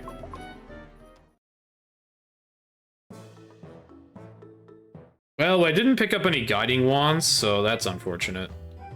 There were some other decent wands we got, but I didn't get any of the most time-saving ones.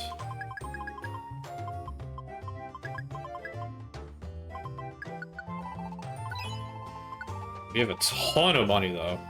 So I guess that's cool. Don't know what I'm spending it on, but I've got it. How many items do I have? 21? Okay, cool. I can get 10 revives right now.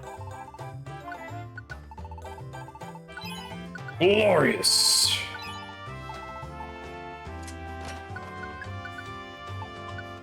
Yeah, 3,000 money is a lot. I probably really don't even need to pick up money anymore at this point.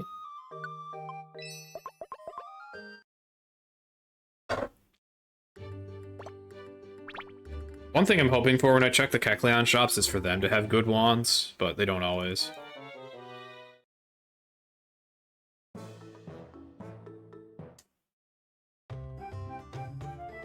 Yeah, Mystical Forest, sometimes everyone gets bullied because, like, almost every enemy in there has a status ailment they can inflict. And I didn't really get any good emeralds for Arkin, so...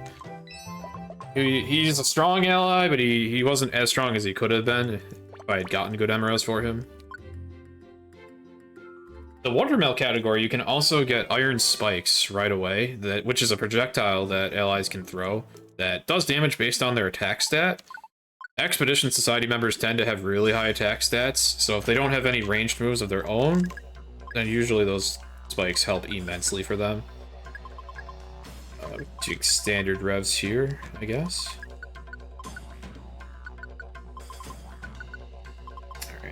Alright. We want Roll Call, Slumber. I still don't have the Petrify Orb, so we're gonna have a terrible boss fight here. Take those tunnel wands.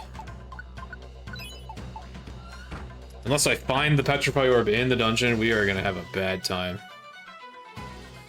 Music's good, at least. Justin, follow me. Weasel, go the other way. I will give him the special attack looplet.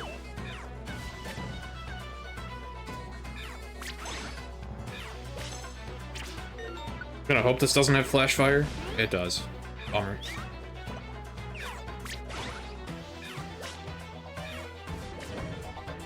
That is quite a start. Weasel is struggling. Okay. Interestingly, Flash Fire can still be bypassed by Flame Burst's AoE, and that's actually what killed that Houndour. That's worth money. Power Booster, I'll give the Weasel for now. Oh, Agility sucks. I brought 4 revives, we used 2 already, plus an item got incinerated. That could also have been a revive. It wasn't? Okay, good. I'm gonna give Weasel an HP buff to be safer.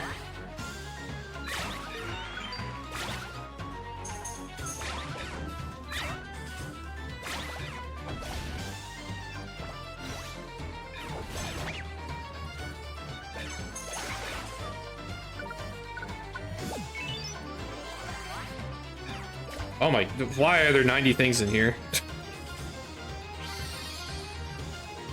Okay, well I can hit all of them with a Warp Wand. This is getting spooky, I only have 1 revive left. Hopefully we pick up something on the ground. Pretty unusual to use that many that early.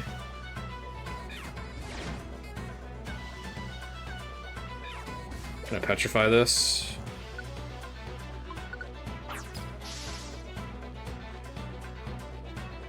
Now there is a checkpoint on the 6th floor here, so I can get more revives there at least. I do still need to make it there though.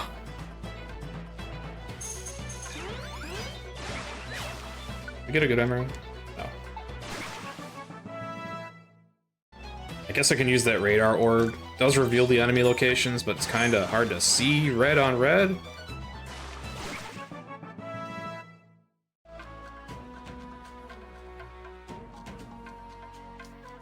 Yeah, the reason Flame Burst can get through, or the AoE of Flame Burst specifically can get through Flash Fire, because it's just handled like typeless fixed damage. It can even get through things like Protect, which is supposed to impose full damage immunity, but fixed damage sources sometimes get through Protect, like rocks and Flame Burst. Sometimes that's relevant in the Polyrath fight.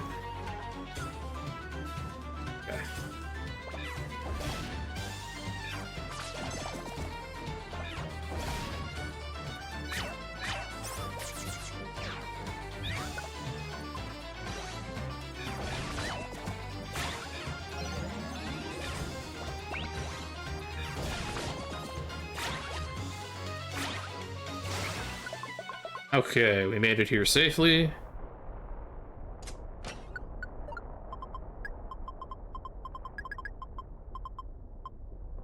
Oh, there's a guard boost here. Okay. We want revives. You want blast seeds. Oh yeah, one thing I recall from the last run I did, I should eat an Oran Berry myself to give myself more health. It'll save time in one of the boss fights. Gold bar is nice, that's 5 revives. Last seed I will take. Slumber orb I will take. What is this thing? Scanner orb, don't care.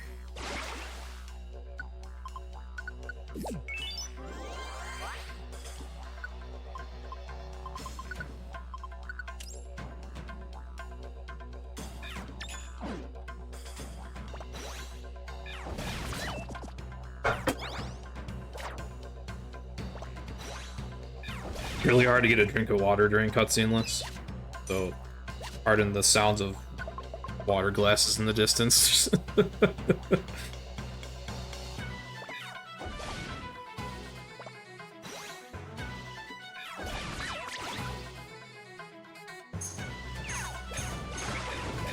See 2 emeralds in this room down here. I'm gonna check them. Oh, we got a gold bar as well. Great. Got a power booster. Give that to that chestpan. Dizzying Stare, also give to chestpan. Weasel's dying, he probably got burnt. Yeah. This is the one dungeon where a burn guard emerald is actually really good, but I didn't find one.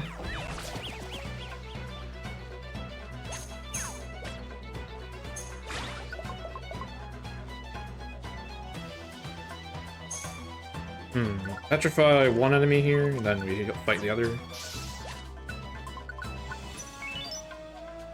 I guess I can put the status immunity emerald on.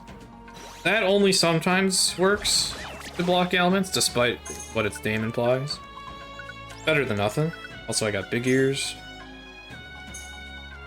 At the very end of the dungeon, but hey, I'll take it. I'll take a dizzying stare, sure.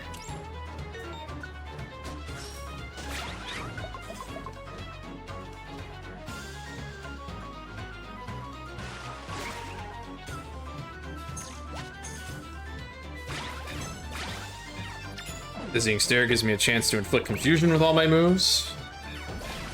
So, very strong for safety. Dragon Rage actually being relevant? That doesn't happen very often this far in the game.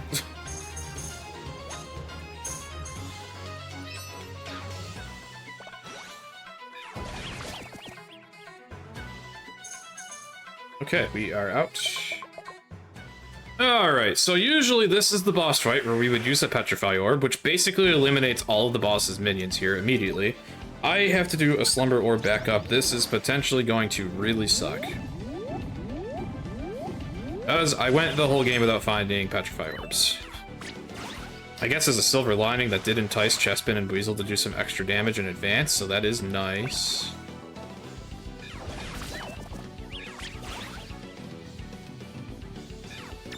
First, we want to get rid of the Mag Mortar. Alright, he's out. And now we're gonna get wailed on by 3 Magmars.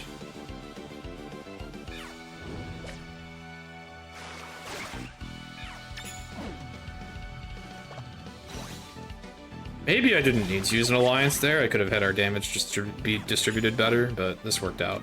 I guess I also got lucky. The one on the left got confused by a Dizzying Stare proc, so he kind of still was eliminated. That worked out, actually, really well. I thought that was going to be a dumpster fire. That was actually perfectly fine.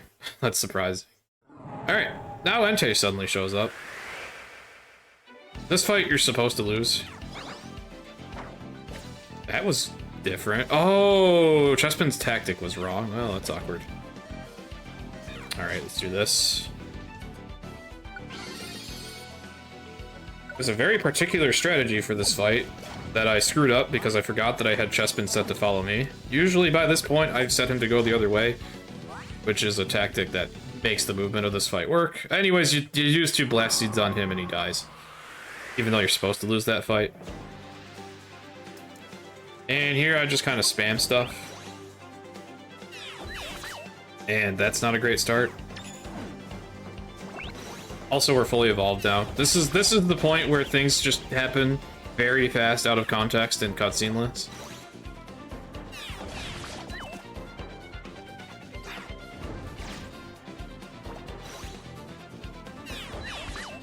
Like, suddenly a legendary, suddenly we're fully evolved. Yeah, it's already hard enough to explain what is going on gameplay-wise. I'm not even gonna try to cover the story. Just play the game. It's good, in my opinion. I love this game. Also, it was actually kind of Digivolution, because now we're back to normal. This game breaks Pokemon rules by having temporary evolution. I have a few things to sell. I don't really need this stuff. Did I get more gold bars? Oh yeah, I got a ton. Cool. Glorious gold! I'm gonna take a protein too.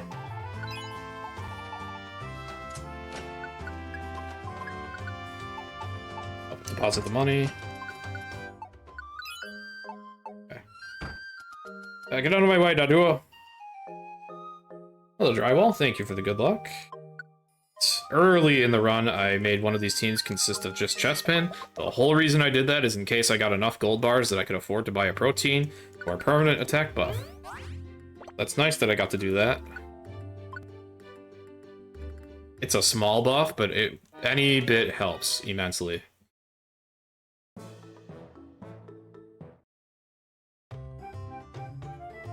We also now have... Well, I used a few of them, but we still have like close to 20 full reviver seeds in storage. That's nice. And we've got a bunch of tiny revives, so I should have enough revives for the rest of the run now.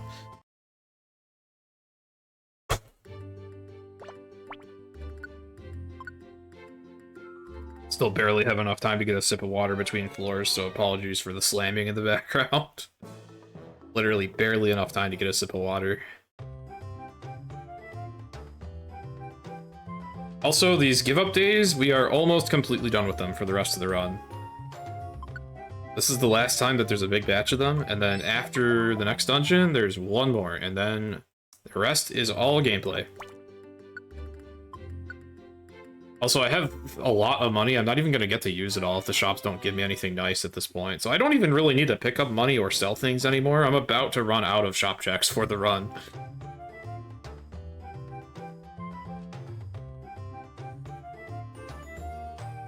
I think this is the last give-up day in this batch. Yeah, very important to stay hydrated. It's kind of hard to do it in Cutsceneless, too. Cutsceneless PMD. It's like usually Pokemon Mystery Dungeon runs are full of downtime, but then Cutsceneless is just go, go, go, go, go, go, go, go, go, go, go. You don't even have time to read notes, so you better know what you're doing. Alright, Brutal Dungeon coming up. Definitely want extra survival resources.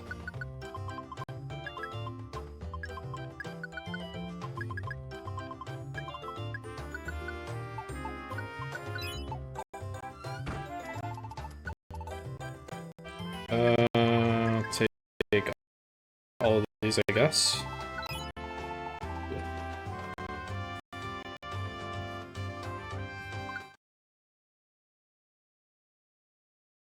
Oh, it's even tougher with fast super drywall. Oh, okay. Chestpin, follow me. Mawile, go the other way. Mawile, we actually enable Iron Defense for safety. For Sim Looplet to Mawile. Attack to Chestpin. Special attack to myself. Once I have a chance.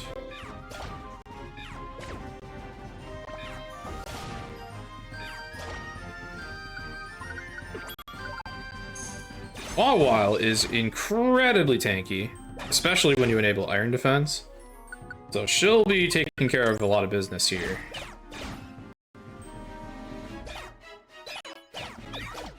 I need to remember that I don't really need money anymore. I did get a Luminous Orb, that's great.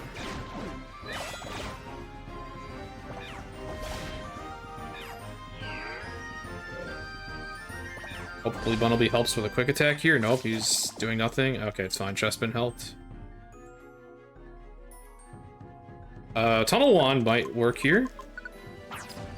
Nice.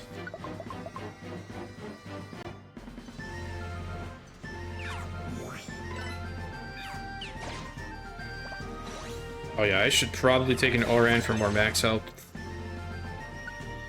Also just heal this damage. Chestpin, I also want to give one, in case I eventually can split up with him, if I get good emeralds to do it.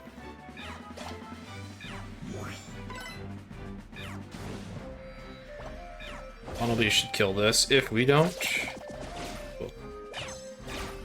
Bunnelby kind of sucks, but he's better than nothing sometimes.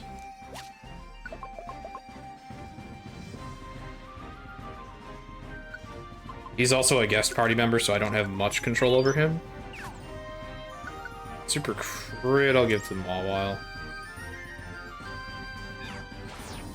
These guys, I'm just... Actually, I can do this. Woo! Yeah, that works well enough. Oh! Okay, that sucks. I wanted that yellow emerald, and I wanted to go to the stairs. Okay. That's why Trap Proof is a good emerald, because traps can be very trolly. Alright, Power Boost X and Y on Chestpin. I'm gonna have faith in him to survive now. This might be a terrible idea, but I have some faith in him to survive. Fairy Power helps more.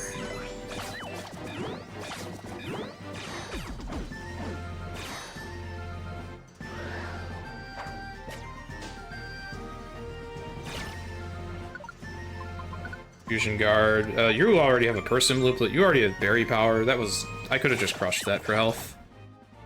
Oh well.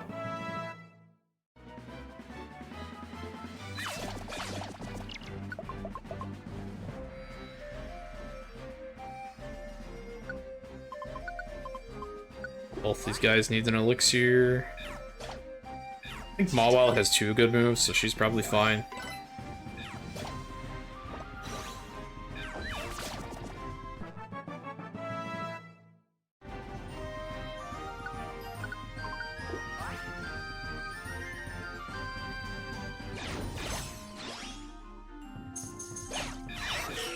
Power Booster, I'll give them Mawile.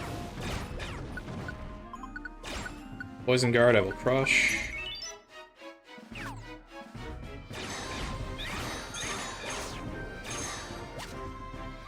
Buffness, I will take. Sleep Guard, I will crush.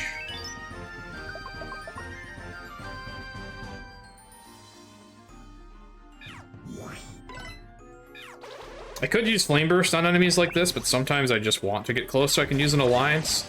That my not very effective move gets a massive damage boost. I guess we all get Power Boost X. Cool. Paralysis sucks. I'll use a Roll Call Orb, sure.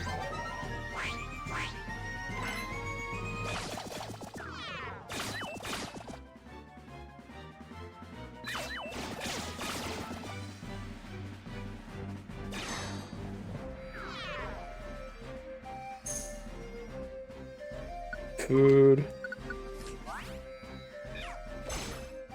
169 damage. Too bad that thing had sturdy.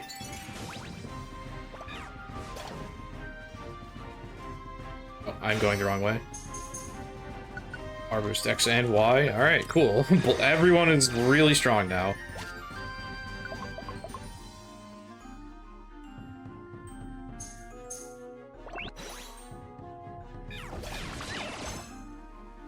Especially Mawile, who was already really powerful, and now she has power boosters. Now she just does overkill damage. Bumblebee, would you help? Holy, thank you. Okay, you did a great job helping, as usual. He's supposed to have quick attack. I don't know why he wasn't at least using that.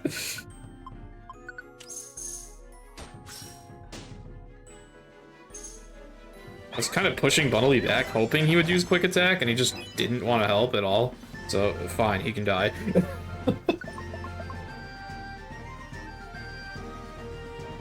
Oh, Vibrava is scary, but the stairs are right here, so I'm just gonna get out of here and be thankful that thing didn't attack, because it could have actually killed all three of us in one hit. They're that overpowered.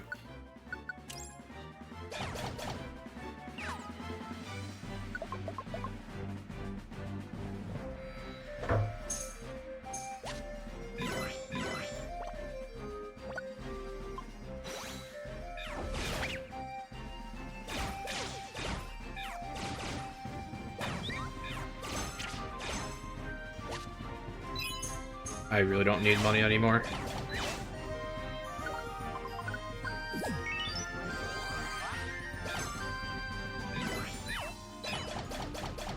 Good rollout hit from Chestpin, but he's still getting bodied because his enemies are too tanky. At least I knew that that had to have been the thing that took the rollout, so I knew it was weak.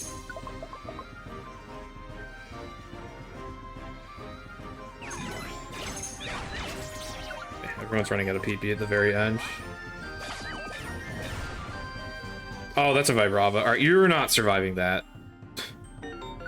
Now we have a Flygon on the floor. Hi! I do love Flygon. Oh shit, I did not mean to do that. I do love Flygon, but he's even more overpowered than the Vibravas, who are already death. I didn't revive Chespin, and that would make him permanently gone, but I do have well, permanently gone for the dungeon. But I do have a Revival Orb that I can use. Also, this Kecleon is selling some good stuff, whoa. Revival Orb does bring back an ally that is otherwise, like, dead for the dungeon, but also we're just at the end of the dungeon, so I didn't really need to worry about it at all. Did I get any more gold bars?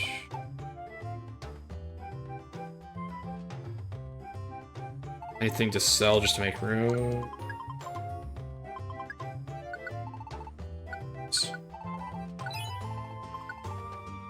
Apples, Oran, Revival. Quick Orb I do need for later. This is the last give up day.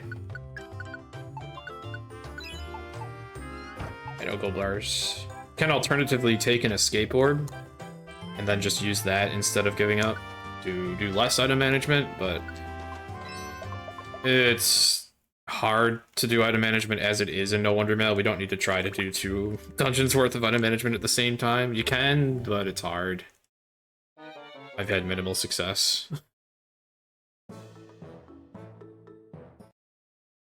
I would rather just build my inventory per dungeon. And also I want to do one more shop check here. Come on, Kecleon, I have money. Okay, he's got revs. He's got, okay, stayaways. Alright, not a bad haul. Alright.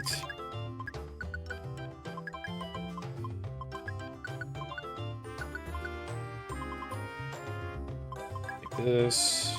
Luminous Orb is great here. Radar is great here.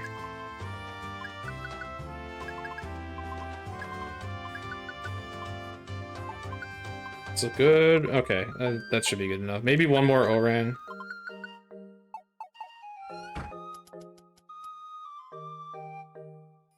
Alright, we get Arkin with us again. This time around, he is insanely strong. I forgot Blast Seeds for Nuzleaf. Crap. Oh well. Chespin, go the other way. Arkin, follow me. A little bit backwards what we're doing here. I basically expect Chespin to die in this dungeon and just leave him dead. Unless I get some really legendary emeralds for him, like, immediately. So our party's getting all screwed up.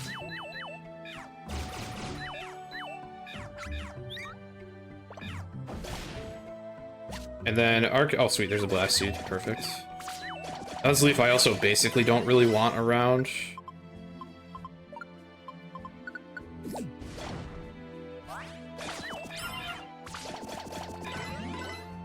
We will soon see why I just want Arkan as an ally. We will soon see. This is basically the one dungeon in the run, besides like the very beginning of the game, where on-screen combat is fine. Because Arkan has acrobatics. It does that.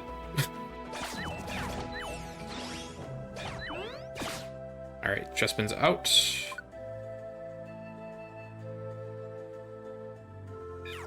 Leslie's probably out now too. Oh, he got that kill. Okay. There goes Nuzleaf. Alright, just me and Arkan. That is all I need. You could say this dungeon plays a lot more like normal PMD games or other older PMD games where we just navigate the floor, hope for the best, quickly kill things in our way.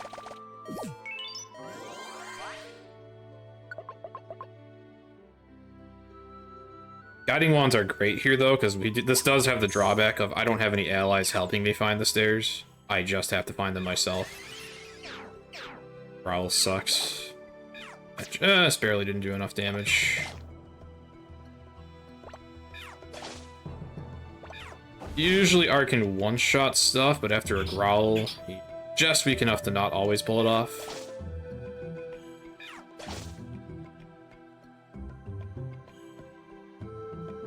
Oops.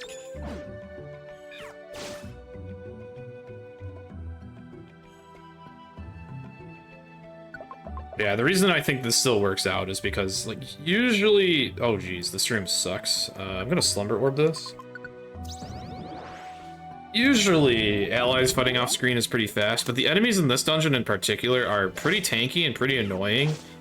Allies off screen tend to struggle with fighting them. Instead, if you just have Arkan with you, you can just lure all the enemies into corridors where they won't use their ranged moves against you. That's another thing with this game. Corridors are kind of like vacuums for enemies. And Arkan just very quickly takes care of business on screen.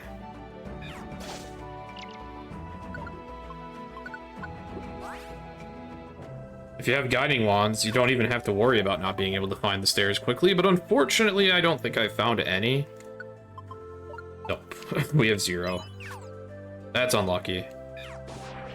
Only got 1 guiding wand drop in the entire run so far.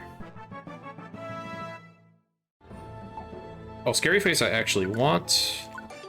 That inflicts slow, which I can also use in boss fights.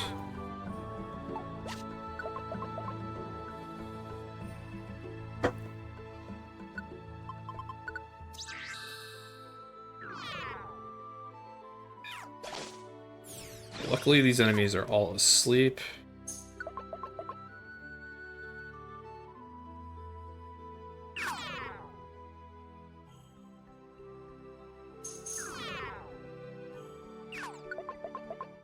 There's normally a cutscene there, that's why the music stopped. Raj is not actually gonna help. Because one thing about acrobatics is it only does its insane damage if Arkan has no looplet equipped, so I can't actually make use of emeralds on him. Good thing he doesn't really need them.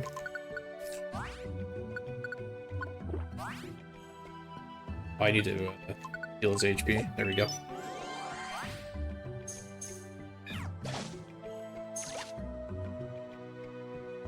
I guess I can crush yellow emeralds and those give him an attack buff, and that can sometimes negate the effects of getting growled.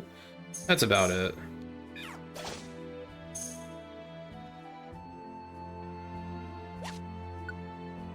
Don't need that apple.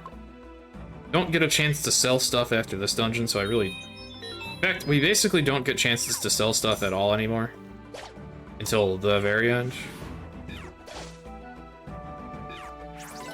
Well, that sucks. Minimize sucks. Okay, you got through.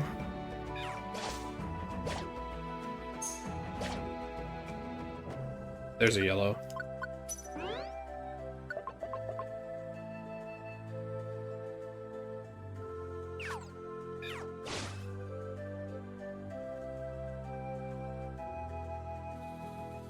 I need revive. I guess I can take for safety, sure.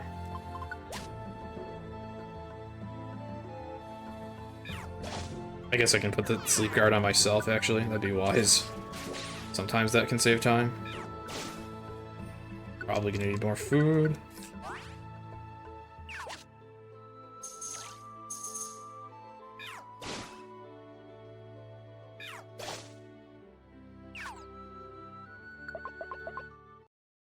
Another cutscene on 10F. Archaeops is the worst. That's the one enemy here that is tanky enough to take an acrobatics to the face from Arkan. Is Arkan's own evolved form. Luckily it woke up and then didn't really notice my presence after I walked away. So it also walked away. That is a lot of enemies. That is what we call a Congo line. It's when there's like a million enemies in one corridor.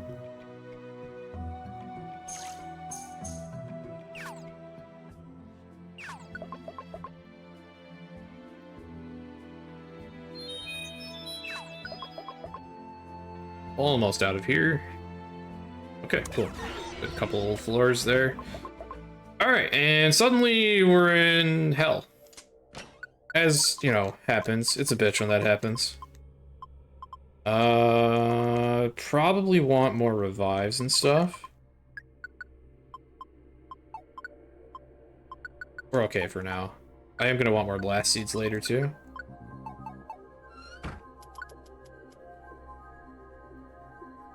Alright. This dungeon is very uncomfortable. It's another one where it's just Chessman and I, and we are underpowered.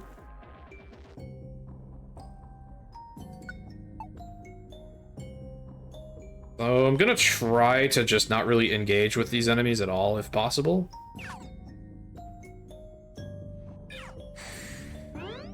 That curse I don't want to deal with. Oh boy. Alright, you I can warp away. Might be able to kill that because that was a good pin missile hit. Okay, and then we missed everything else. Actually, I'm just gonna do this to get away. Good enough.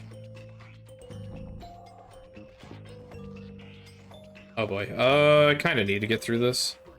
Game says there's no space for an alliance, so there must be another enemy like right here. Yeah, okay. Oh boy.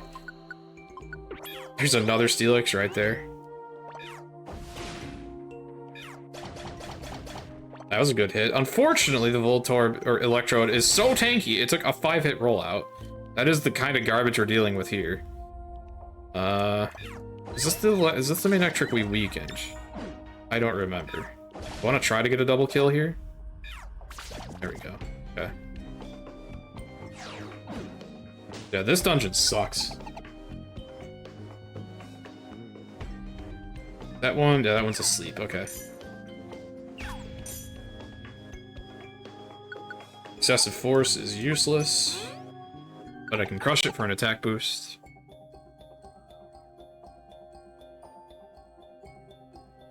Petrify that.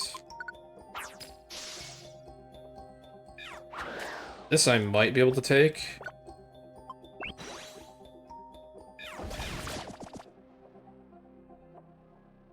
Toughness I can take. Can't get that.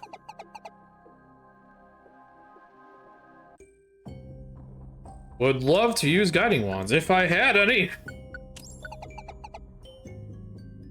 Like, quite literally, this is the dungeon where I would use my guiding wands if I had them. But we didn't get any, so alas. Just have to get lucky and find stairs fast. Ah, I can't move because I got sand tuned. Thank you, Chessman. Kind of it's a mechanic we don't get to see much with split up strats. When your ally, specifically I think it's the partner, the main partner of the game, whenever they're adjacent, they sometimes heal ailments for you.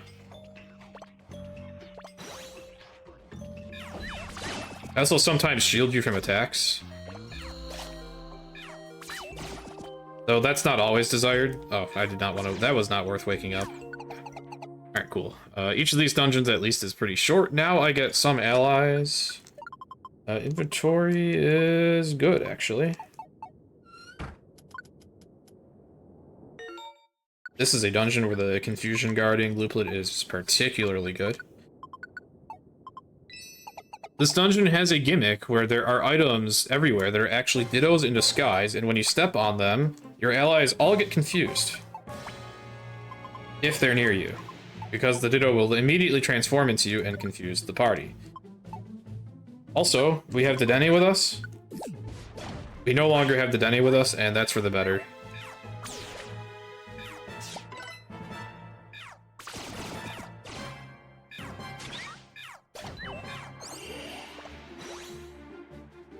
Basically, the Denny just sucks.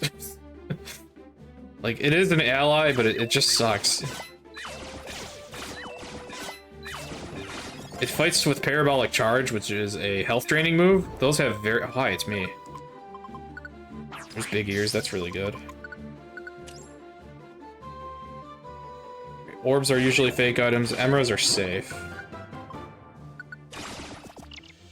Someone's already out of PP for something? That's crazy. I had a train of thought that was interrupted. A lot of things happened.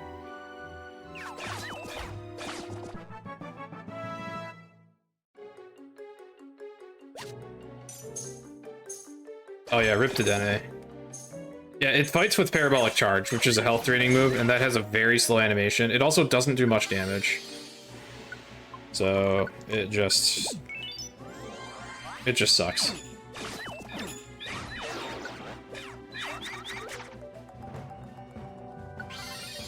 Oh, Chespin's getting bullied. I'm gonna pull him over here.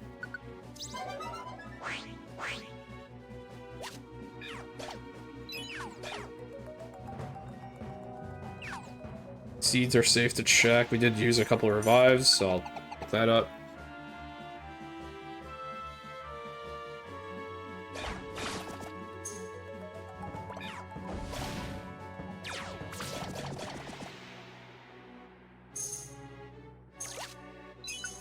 Power booster, great for Chespin. I'm gonna take a couple hits here. That guy did exactly enough to kill me. Really, we picked up an extra revive, and we've still got a few on hand, so we're fine.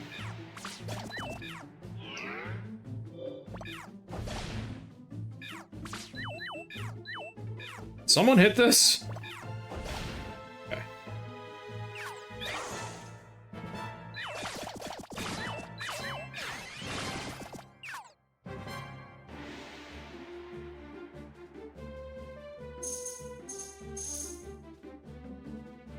Being able to see the enemy locations is a subtle but so helpful time save in this game, because combat can be very slow. Petrify that. Luckily, while I'm confused, I can still face whatever direction I want to fire off an item, like a wand. Get rid of this. I probably need to eat. We got Intimidator, that's great. That ought to keep Chespin a lot safer.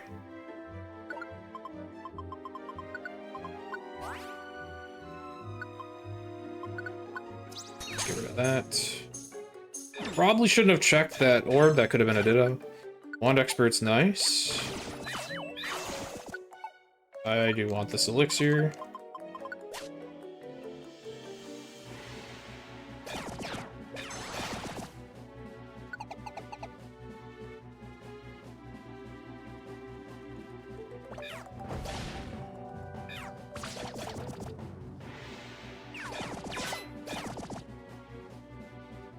A little late for a sleep guard.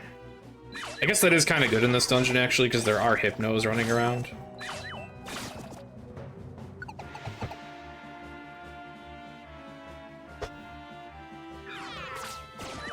But maybe we're powerful enough that we don't need to worry about it.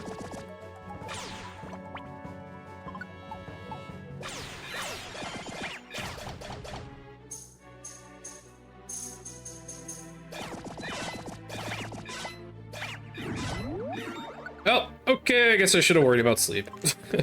I can't really do anything. I don't have a heal seed. I don't have a roll call orb to pull the ally away. I think they just pulled through.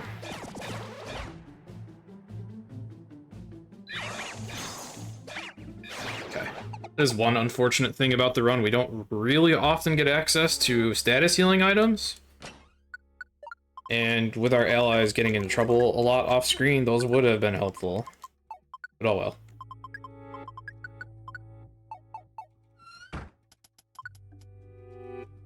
Once again, we get Arkin here. He does this. He's equally as overpowered here as he was in the last dungeon I had him. We also have a billion other allies here. It's chaotic here.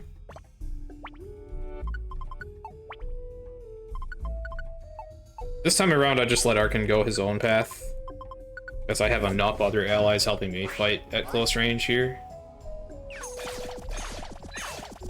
Still get rid of Dedenne for the same reason as before.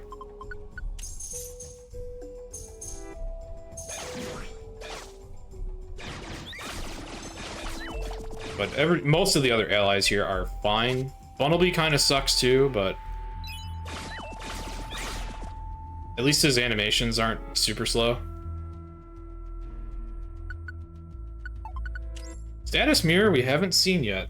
Makes it so if you're afflicted with an ailment, the enemy also gets afflicted with the same ailment, as if you had like the synchronize ability. Effectively protects you from sleep and stuff, because the enemy will be equally as debilitized. Debilitated? That's what I meant to say, is debilitated. It's early in the morning still. Can't believe Arkin didn't get confused there. Acrobatics.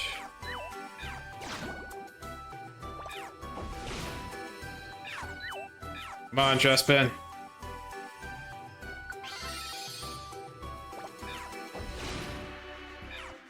There you go. That took forever.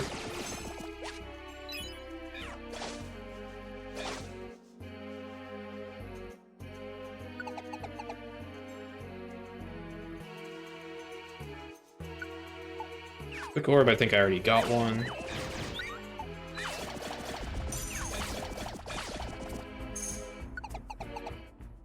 Nice little checkpoint room here. Don't super need it, but I guess it saves me an elixir. It does also revive the Dedenne, though. So let me fix that. There we go. If anyone is watching this run, or if anyone ever watches this run that likes the Dedenne, I'm so sorry.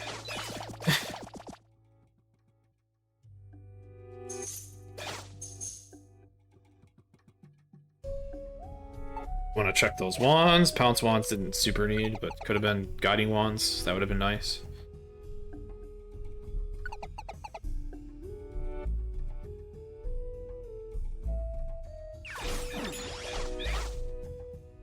Russell doesn't wake up. Alright, and now we have these Mickey Mouse head enemies, a non-Pokemon entity. They are typeless. They sometimes split when they get hit. You only want to hit them with the strongest of moves to reduce the chances of that happening. So I mostly have Arkin and Mawile do the fighting here.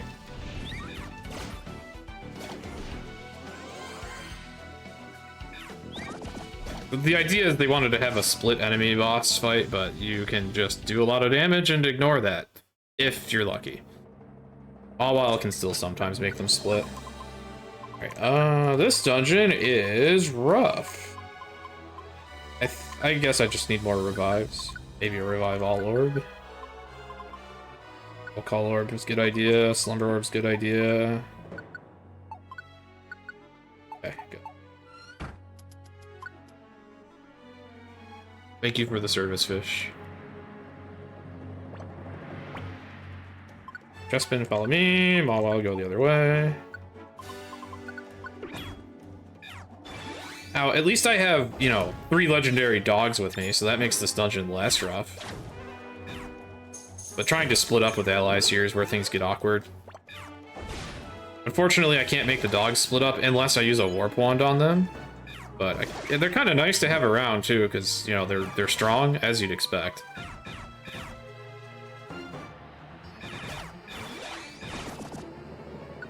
Poison Guard useless, but I'll buff Mawile with it. This dungeon I don't even expect to split up with Chespin. As it is, Mawile tends to struggle here. My strategy here is simply buff Mawile a lot so that Mawile can handle these enemies on her own, usually.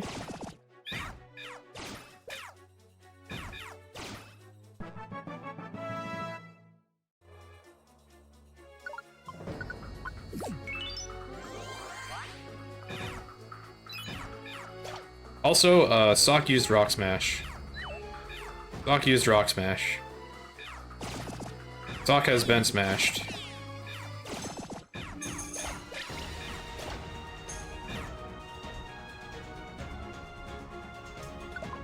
I really like using that move here.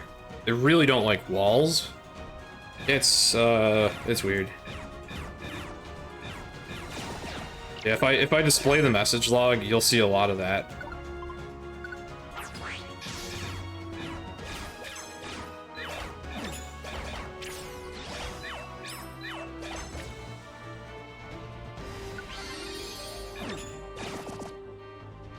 I don't like displaying the text like this because it makes the bottom of the screen hard to see, but it's definitely funny in this dungeon.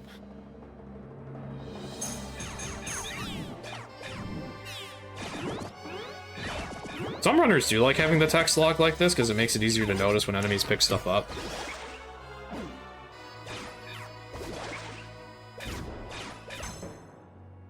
Also, Aegislash is the reason I hate this dungeon.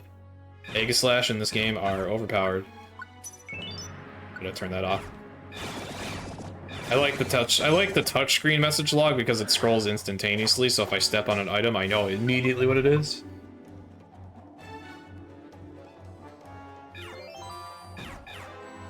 And we're having Weather Wars now. And suddenly we entered a Gen 5 battle. Actually, Alliance Expert's pretty good on Chespin. Alliance Expert boosts accuracy in alliances. Bronzong cannot decide what weather he wants today.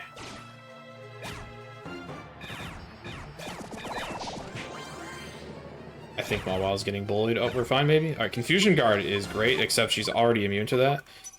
Does Person Looplet? Power Boost, there we go. Took until 5F to get a good Emerald. That's unfortunate, but at least we got something eventually. Is that asleep? It's not, okay.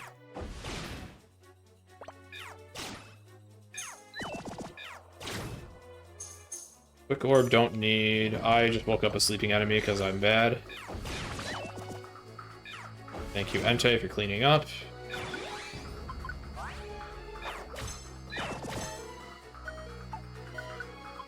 Conveniently placed Oranberry on the ground.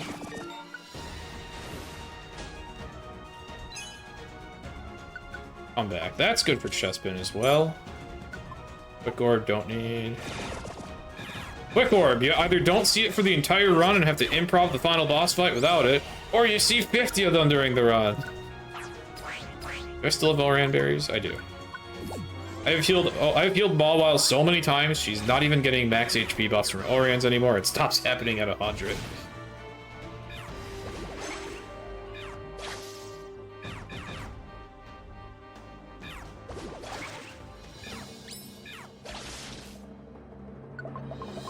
That floor took a while.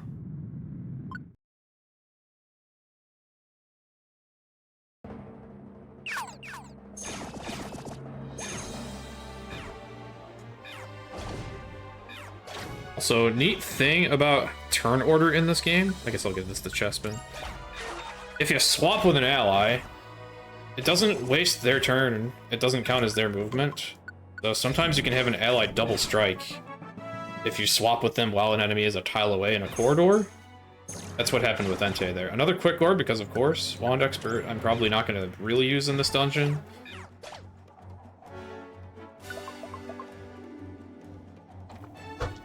Actually, I guess it's good in this situation. I'll use it here. Oh, we got a Power Boost X. Give that to Mawile. Alright, Mawile is pretty set. She's got Power Boost X and Y and Barrage.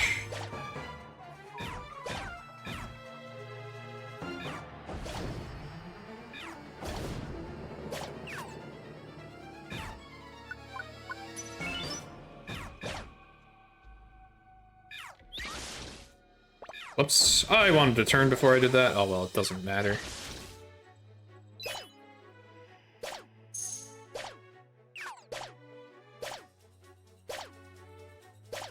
Sandstorm is fun. Constantly interrupts your dashes. At least it doesn't fully animate the damage like it did in older PNGs. That would be horrible in this dungeon with all these dogs following me. They also changed the way weather damage works. It used to just constantly do like 3 or 5 damage every few turns. Now instead, oh, that's a live Chandelure. Luckily, I don't really need Chestpin here. Oh god, we're all getting hit by Flame Burst damage. Ouch. Right, so Chandelure is not supposed to wake up because it's one of those enemies that's super OP, but it woke up to Sandstorm, and ouch.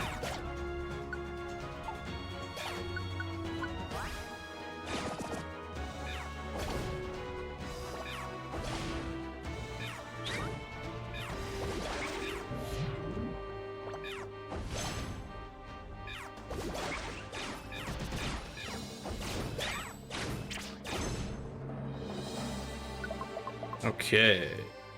Very chaotic boss fight here. Or it can be chaotic, but we try to control it. First, everyone follows me. We enable Misty Terrain on Mawile, which prevents all ailments. This is beneficial because the Gengars here have Confuse Ray, and that can ruin the fight really badly if they get it off. Now we go down here. We'll let the enemies approach us slowly. Swap like that so that Chestpin's not in the fray.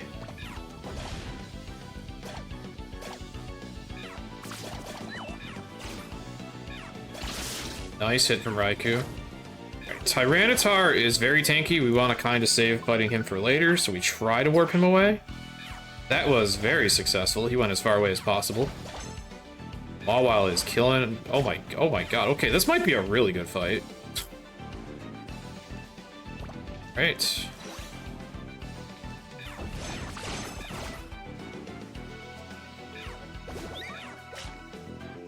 I guess I can rev Chestpin. He doesn't do a lot of damage, but he does a little.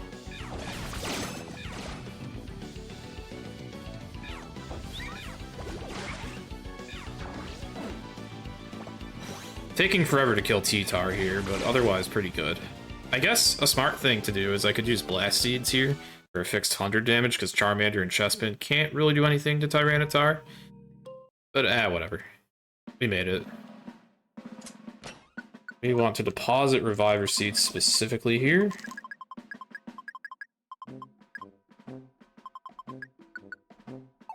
And go ahead. Similar situation to the Jirachi fight from much earlier in the run. We have another fight that you don't actually have to win, so it's just optimal to throw your revives away for now and do this. Hooray! Funny enough, in the cutscene that ensues afterwards, the game assumes you won, and so even if Behem just destroys you like that, you still just are greeted with your character slapping Behem in the face and defeating it. What do we got? Stuff. We need revives, of course. We need the quick orb for much later. We need slumber and slow wands. And revives. Okay, go.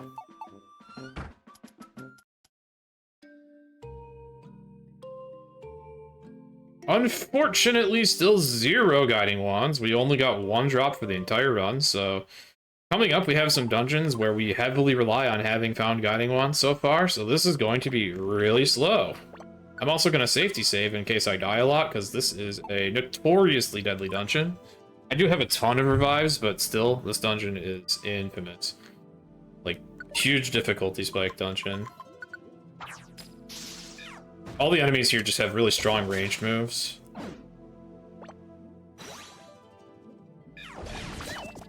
There are a lot of wands here, so maybe if I'm lucky I'll find some guiding wands while I am here.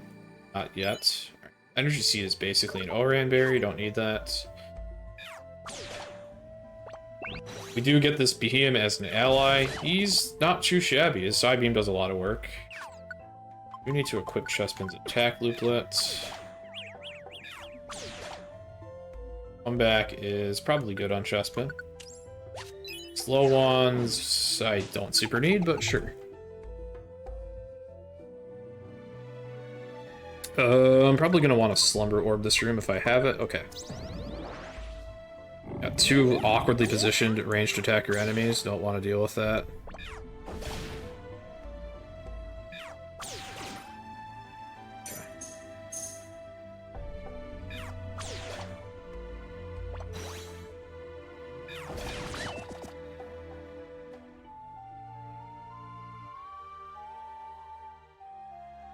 Sometimes Behemoth one-shots these. That is one thing about the enemies here. They are frail and they still aren't smart enough to use their ranged moves in corridors.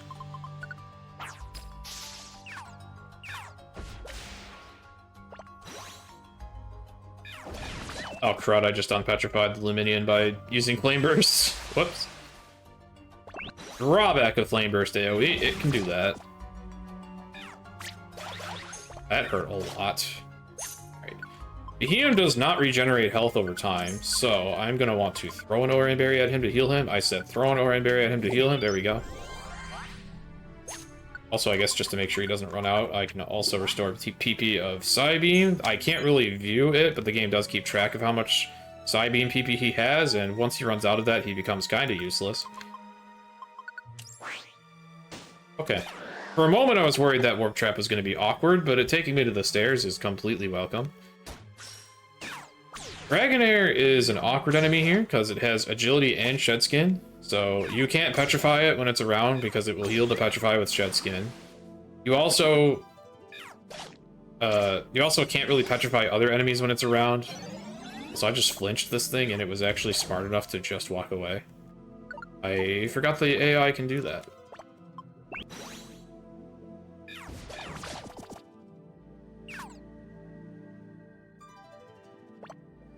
Got my Flame Burst sealed, so I have to use Ember as a backup. It's kind of weak, but it's doing just enough.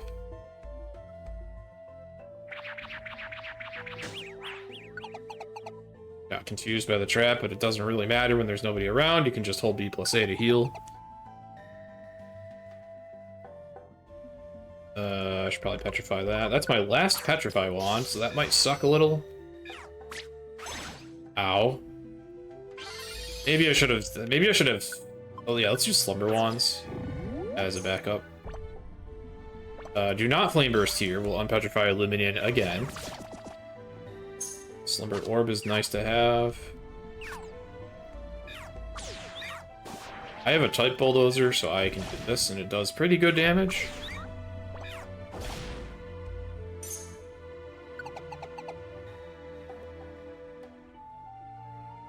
Yeah, especially enemy AI can be smart, but you can abuse how they don't use ranged moves in corridors. A mechanic I'm very, very glad for. Since I'm out of Petrify Wands, I kind of just have to go in on everything I see now. I also don't think I have too many Warp Wands and Stay Away Wands. Ouch. How many do I have? We got 20 Warp Wands. That's pretty good. I can take advantage of that in a situation like this. Stayaways, I have 11. That's not the best. Unfortunately, most of the wands I've been picking up throughout this entire run have been garbage, so... Not doing too well on wands. Sleep Payback could actually be really good here. Makes it so sometimes if an enemy hits me, they just fall asleep. That can keep you a lot safer against the ranged attackers here.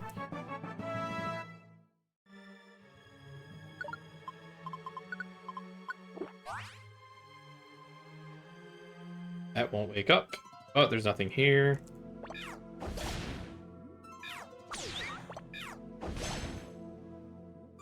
Yeah, Tentacool didn't see us. Got a gold bar that I can no longer make use of, and we got a Hydro pumping enemy. That's a piercing attack. You need to get away.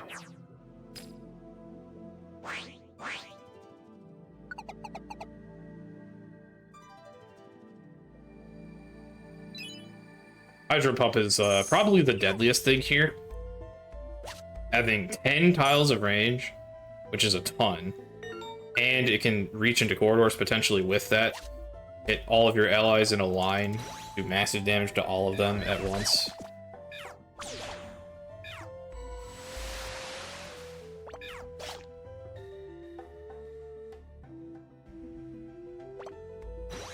Torpedo, being dark type, can't be hit by Psybeam, so he's like the most awkward enemy to deal with. He did enough damage to kill me exactly. Glad I brought a lot of revives here. We definitely needed them. I don't even know how many I have left. I don't think I want to know. I'm just glad I saved before I went in here.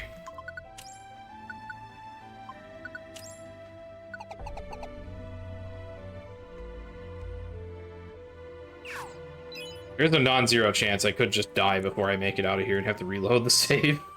That would really suck, but there is a non-zero chance. We've been burning revives.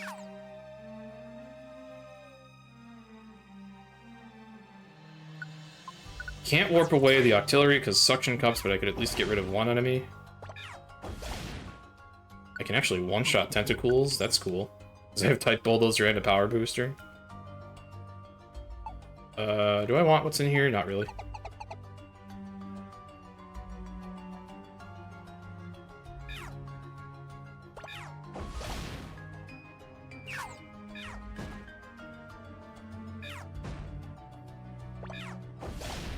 Wow, it is really unusual to just be able to click a move and one-shot something in this game until, like, post-game, where you have a ton of vitamins. That felt nice. That is very unusual to just get to do that. Okay, I still have 5 revives. We're okay. I just need some elixirs. I am out of max elixirs, so we're gonna have to use crappy elixirs.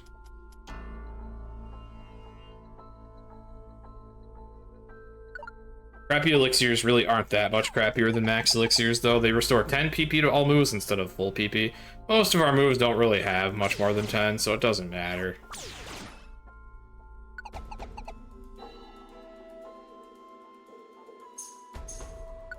Our booster, I'll take on Chessman. Yeah, this is a game that you finish at a low level. Even in a casual playthrough, you tend to be like level 30. This is a game where, by design, the enemy... Oh, nice, Luminous Sword. The enemies are kind of supposed to overpower you in this game, and you need to use items and other resources to work around it. That didn't quite go as planned. I can just run to the stairs here, though. That was a convenient confusion proc. Actually, he's dying. Okay, cool. I can get this. Intimidator, that's great. Emeralds help you make up for being underleveled. They give you such strong boosts. Usually when you start a dungeon, you feel really weak and underpowered, and then you pick up some emeralds, and suddenly you're just steamrolling everything. Unless you get unlucky. Guess I'll heal.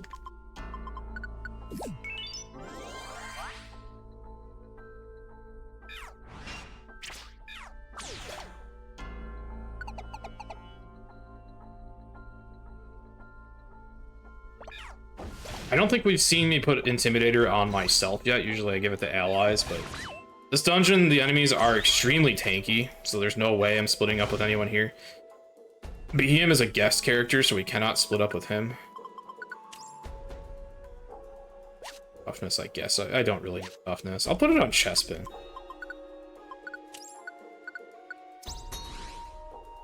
Also, I have Tunnel Wands and no Guiding Wands. I'm just gonna use one here.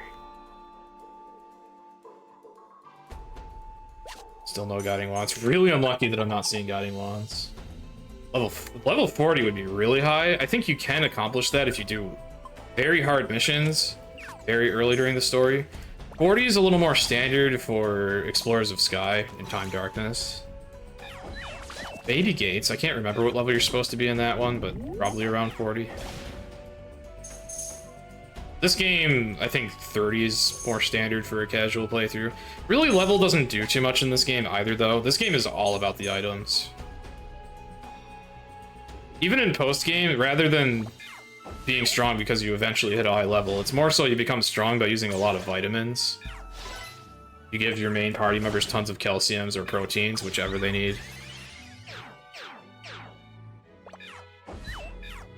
Double team sucks.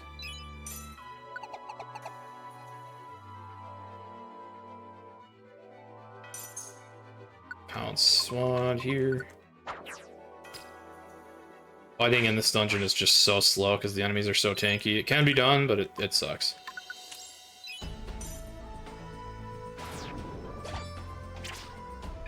Lynch. I'm gonna assume that Behemoth's running low on Psybeam PP, and I'll throw him this.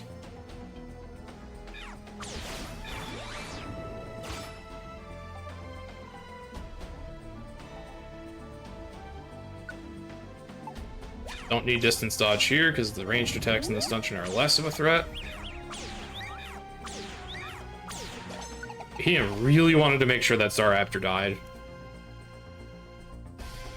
Bounce here.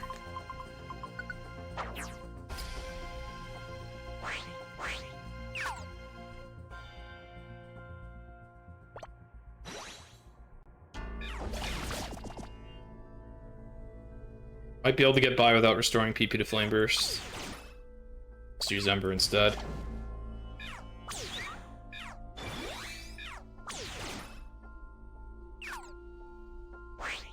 Oh, balls. Okay, well, I'm right near my allies, luckily.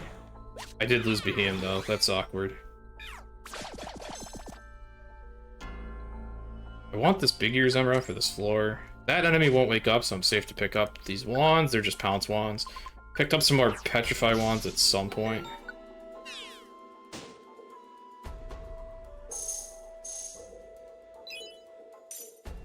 Okay. Got out of there just before probably disaster was going to strike. Suddenly Forest. Alright, definitely should use that Luminous Orb. I'll probably use it in Tree of Life. Final dungeon. Let's see. I need more of these. Slumber Orb is good here. Alright, go. This dungeon we can take Celebi.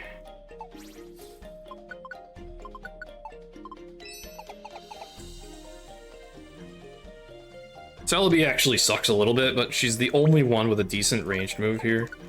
She's the only one I can really feasibly split up with.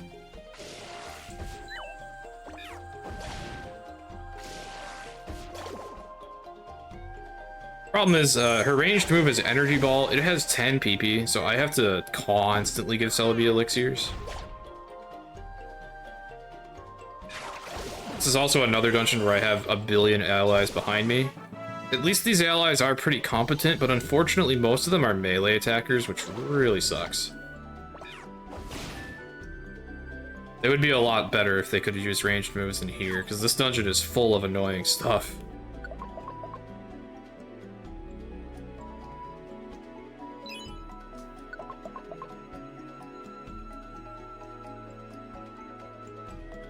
Okay.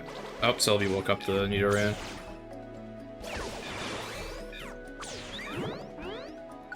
Or it's too late, I'm immediately gonna elixir Celebi. I think Celebi... Well, they're trying to confuse Celebi, but she should have confusion immunity with the person looplet, right? Yeah.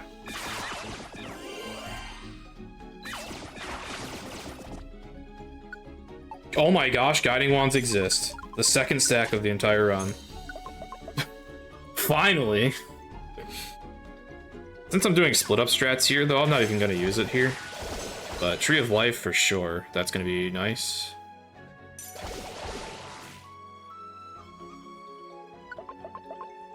Do I have a favorite kind of mozzarella?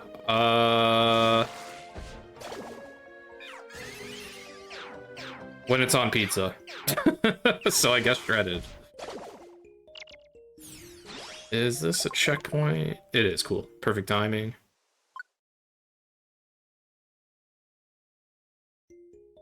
Oddly enough, my favorite cheese would actually be provolone. Please don't teeter dance. Okay, that's not teeter dance. I'm gonna use a slumber orb so we don't get teeter danced here.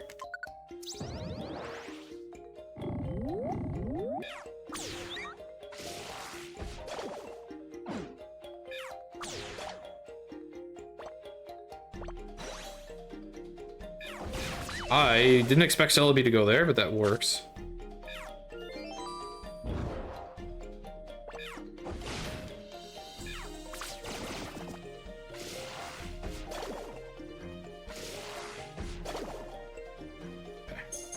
Can I leave this room someday? Okay. First take an explosion, then you can finally leave. Fine.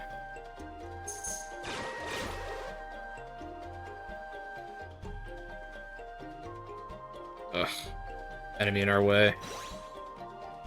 Actually, I guess I could have just walked down there, but with so many allies, it's kind of hard to avoid waking up the sleeping enemies.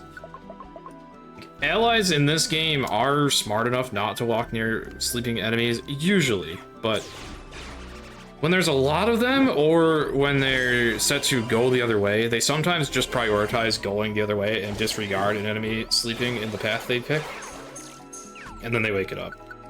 Power booster good.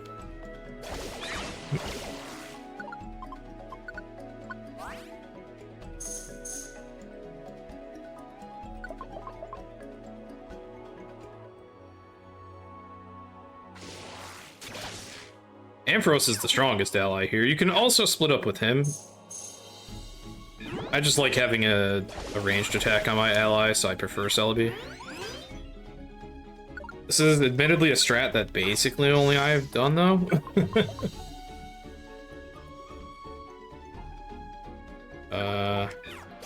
Thought about using an orb here, but I guess we don't have to.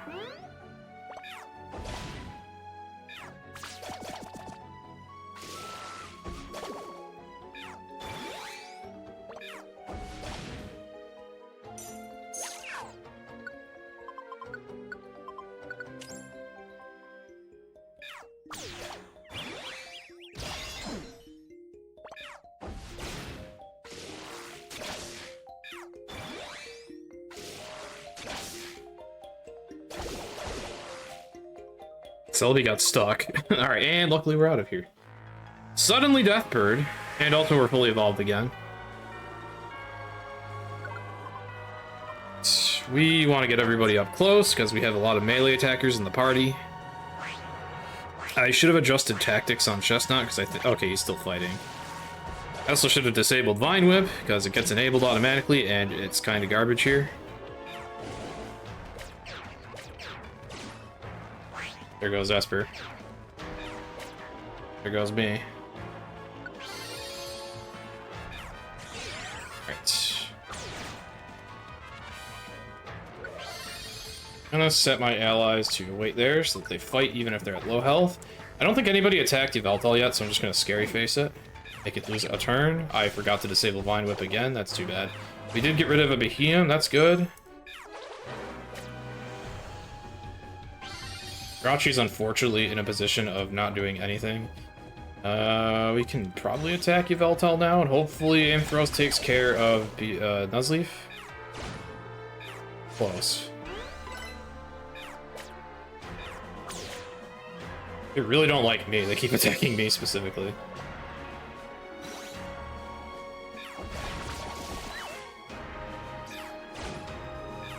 Oh, Nuzleaf is tanky, he is not going down. Gotta be close, though. Okay.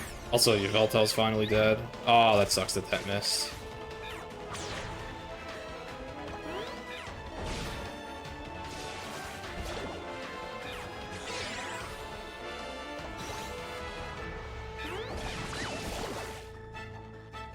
Here we go. That fight sucks. And it wasn't going particularly great in this case, either.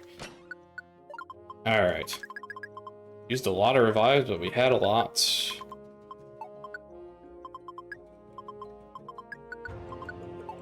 Let's go.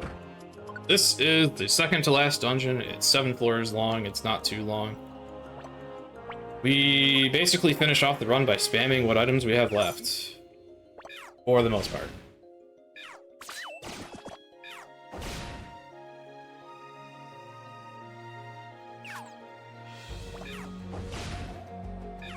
Which, I guess I don't have too many strong items left, really. So I'll take this. I'll take that too.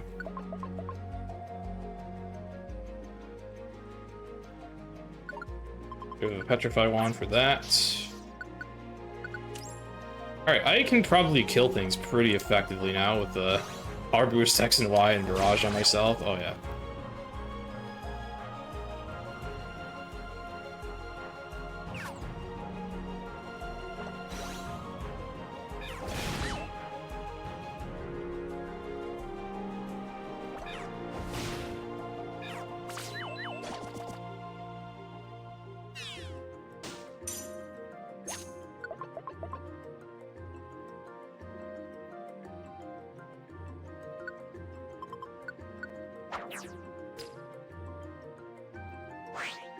Alright, I'm gonna use one of my Guiding Wands here. I was kind of waiting for an opportunity like that. Best value for Guiding Wands is if you're kind of in the middle of a floor and there's a lot of ways to go. You can ensure that the stairs should be a short distance away and still save yourself the trouble of looking for them, which could potentially have taken a long time. But when I spawn in a corner, I'd rather just play the floor out because my options were less, and if I'd done it there, for instance, I basically would have taken the same path anyways.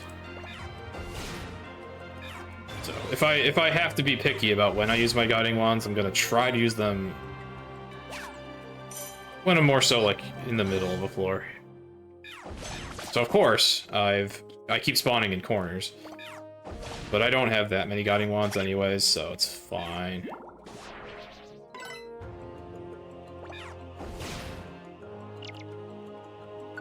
Kind of unusual to take an elixir in here, but whatever. Ah, crud, that sucks. You go away.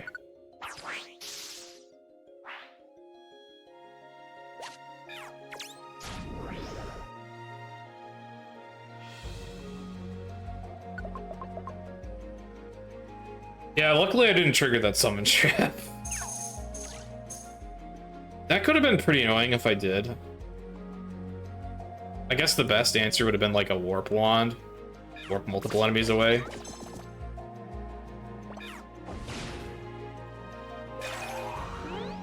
Oh, apparently there's a Silver Wind spammer in here. Okay, they're gone.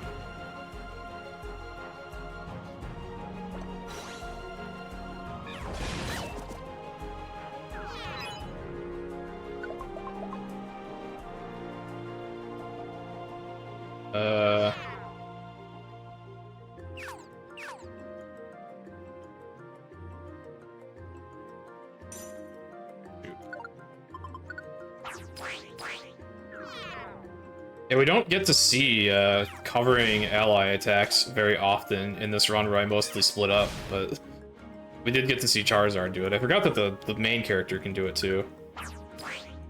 Okay, cool. Got out of there just before we started getting hungry. Maybe I should safety save here just in case. Final dungeon, and then we have the final boss. The final boss is a mess, but if any mods are around, probably we're done in like 10 minutes-ish? Maybe less, I don't know. Light Bulldozer is pretty great.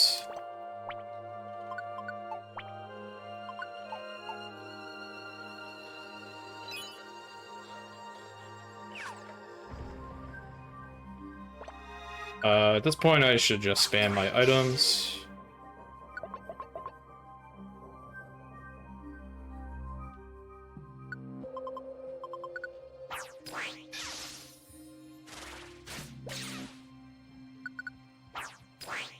I think I have enough Guiding Wands left that I should just use them all now, regardless of where I spawn. We just didn't really get any spawns where they were very high value.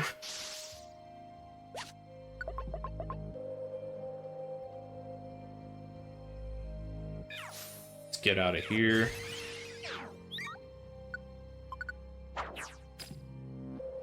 Yeah, maybe less than 10 minutes. Hard to say. The final boss has high variance. But we're pretty close. Like, this is the last dungeon. We're almost halfway through it already. Yeah, 10 minutes sounds like an overestimate, but I don't have my splits right now, so I'm not good at judging that. But yeah, this run was pretty dang solid. It was honestly probably a PB for me, and I wish I had my splits, but it's okay. I haven't run this route much, so it's not the end of the world to me. This also, we didn't have good luck with guiding wands, which is the most important thing, so I can beat this. Dungeons went very cleanly today, though. That helped a lot.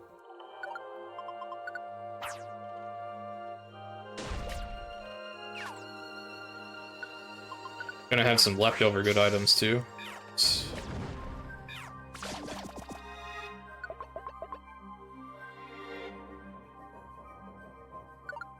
Finally a good guiding wand floor. And the stairs were right there, anyways.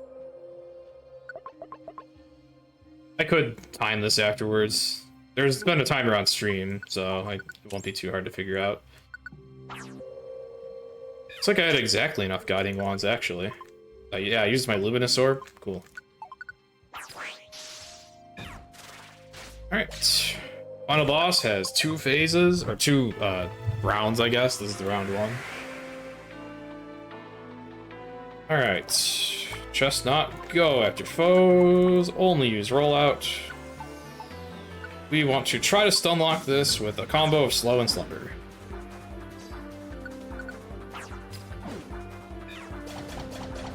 That's a good start.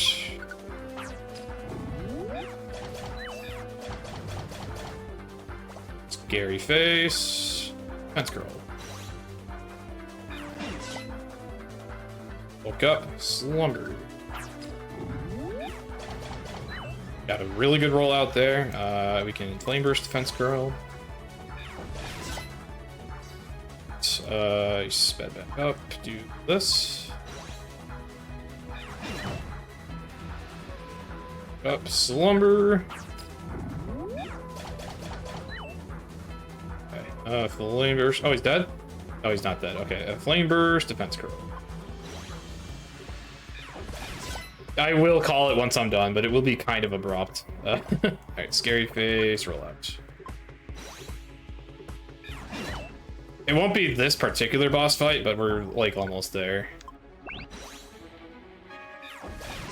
Oh, I screwed up. He's not asleep. Whoops! I let him get a move off.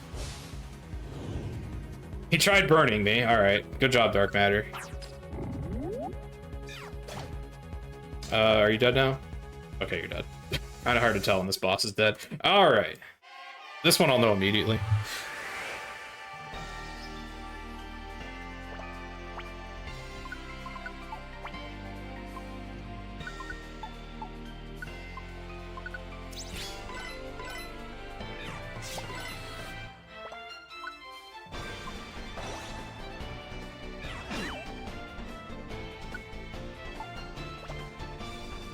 Yeah, we can do this.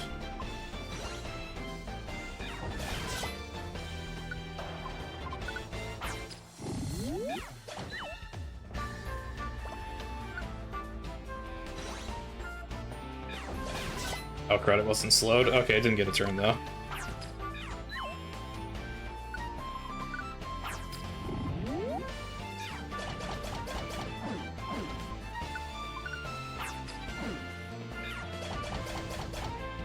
Okay.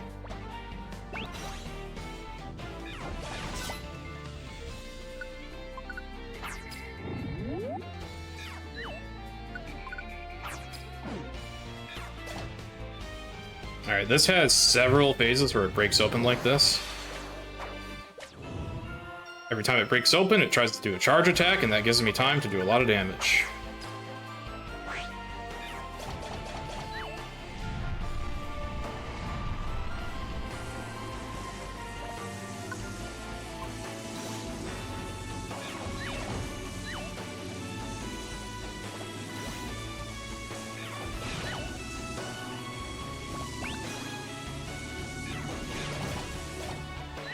Cool. Didn't even get the charge attack off.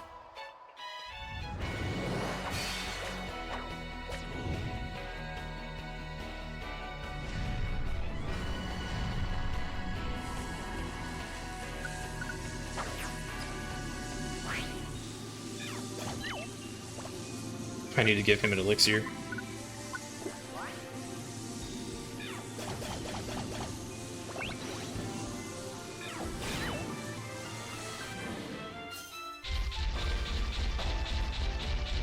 Optimally, we don't see this attack, but it happens.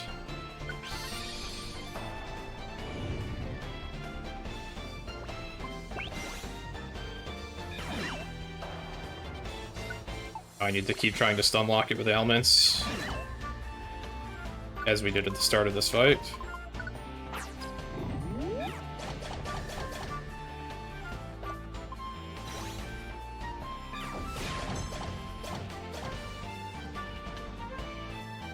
Alright, this is the last time it breaks open. We need like 400 more damage and then it's done.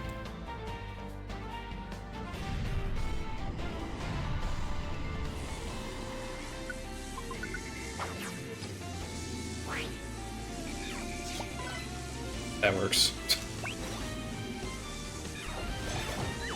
Oh, that would have been... Okay, he got good damage there. He got a couple hits. That would have been sick if I got a 5-hit roll out there.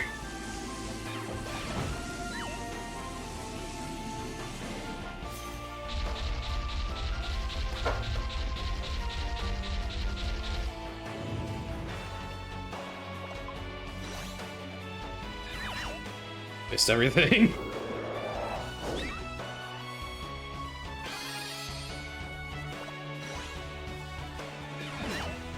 GG on Dark Matter. We walk to a hill and that'll be time.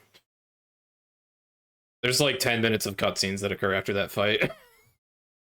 And then there's a little bit of field movement and Cutsceneless ends at the end of this. So like 5, 4, 3, 2, 1, time.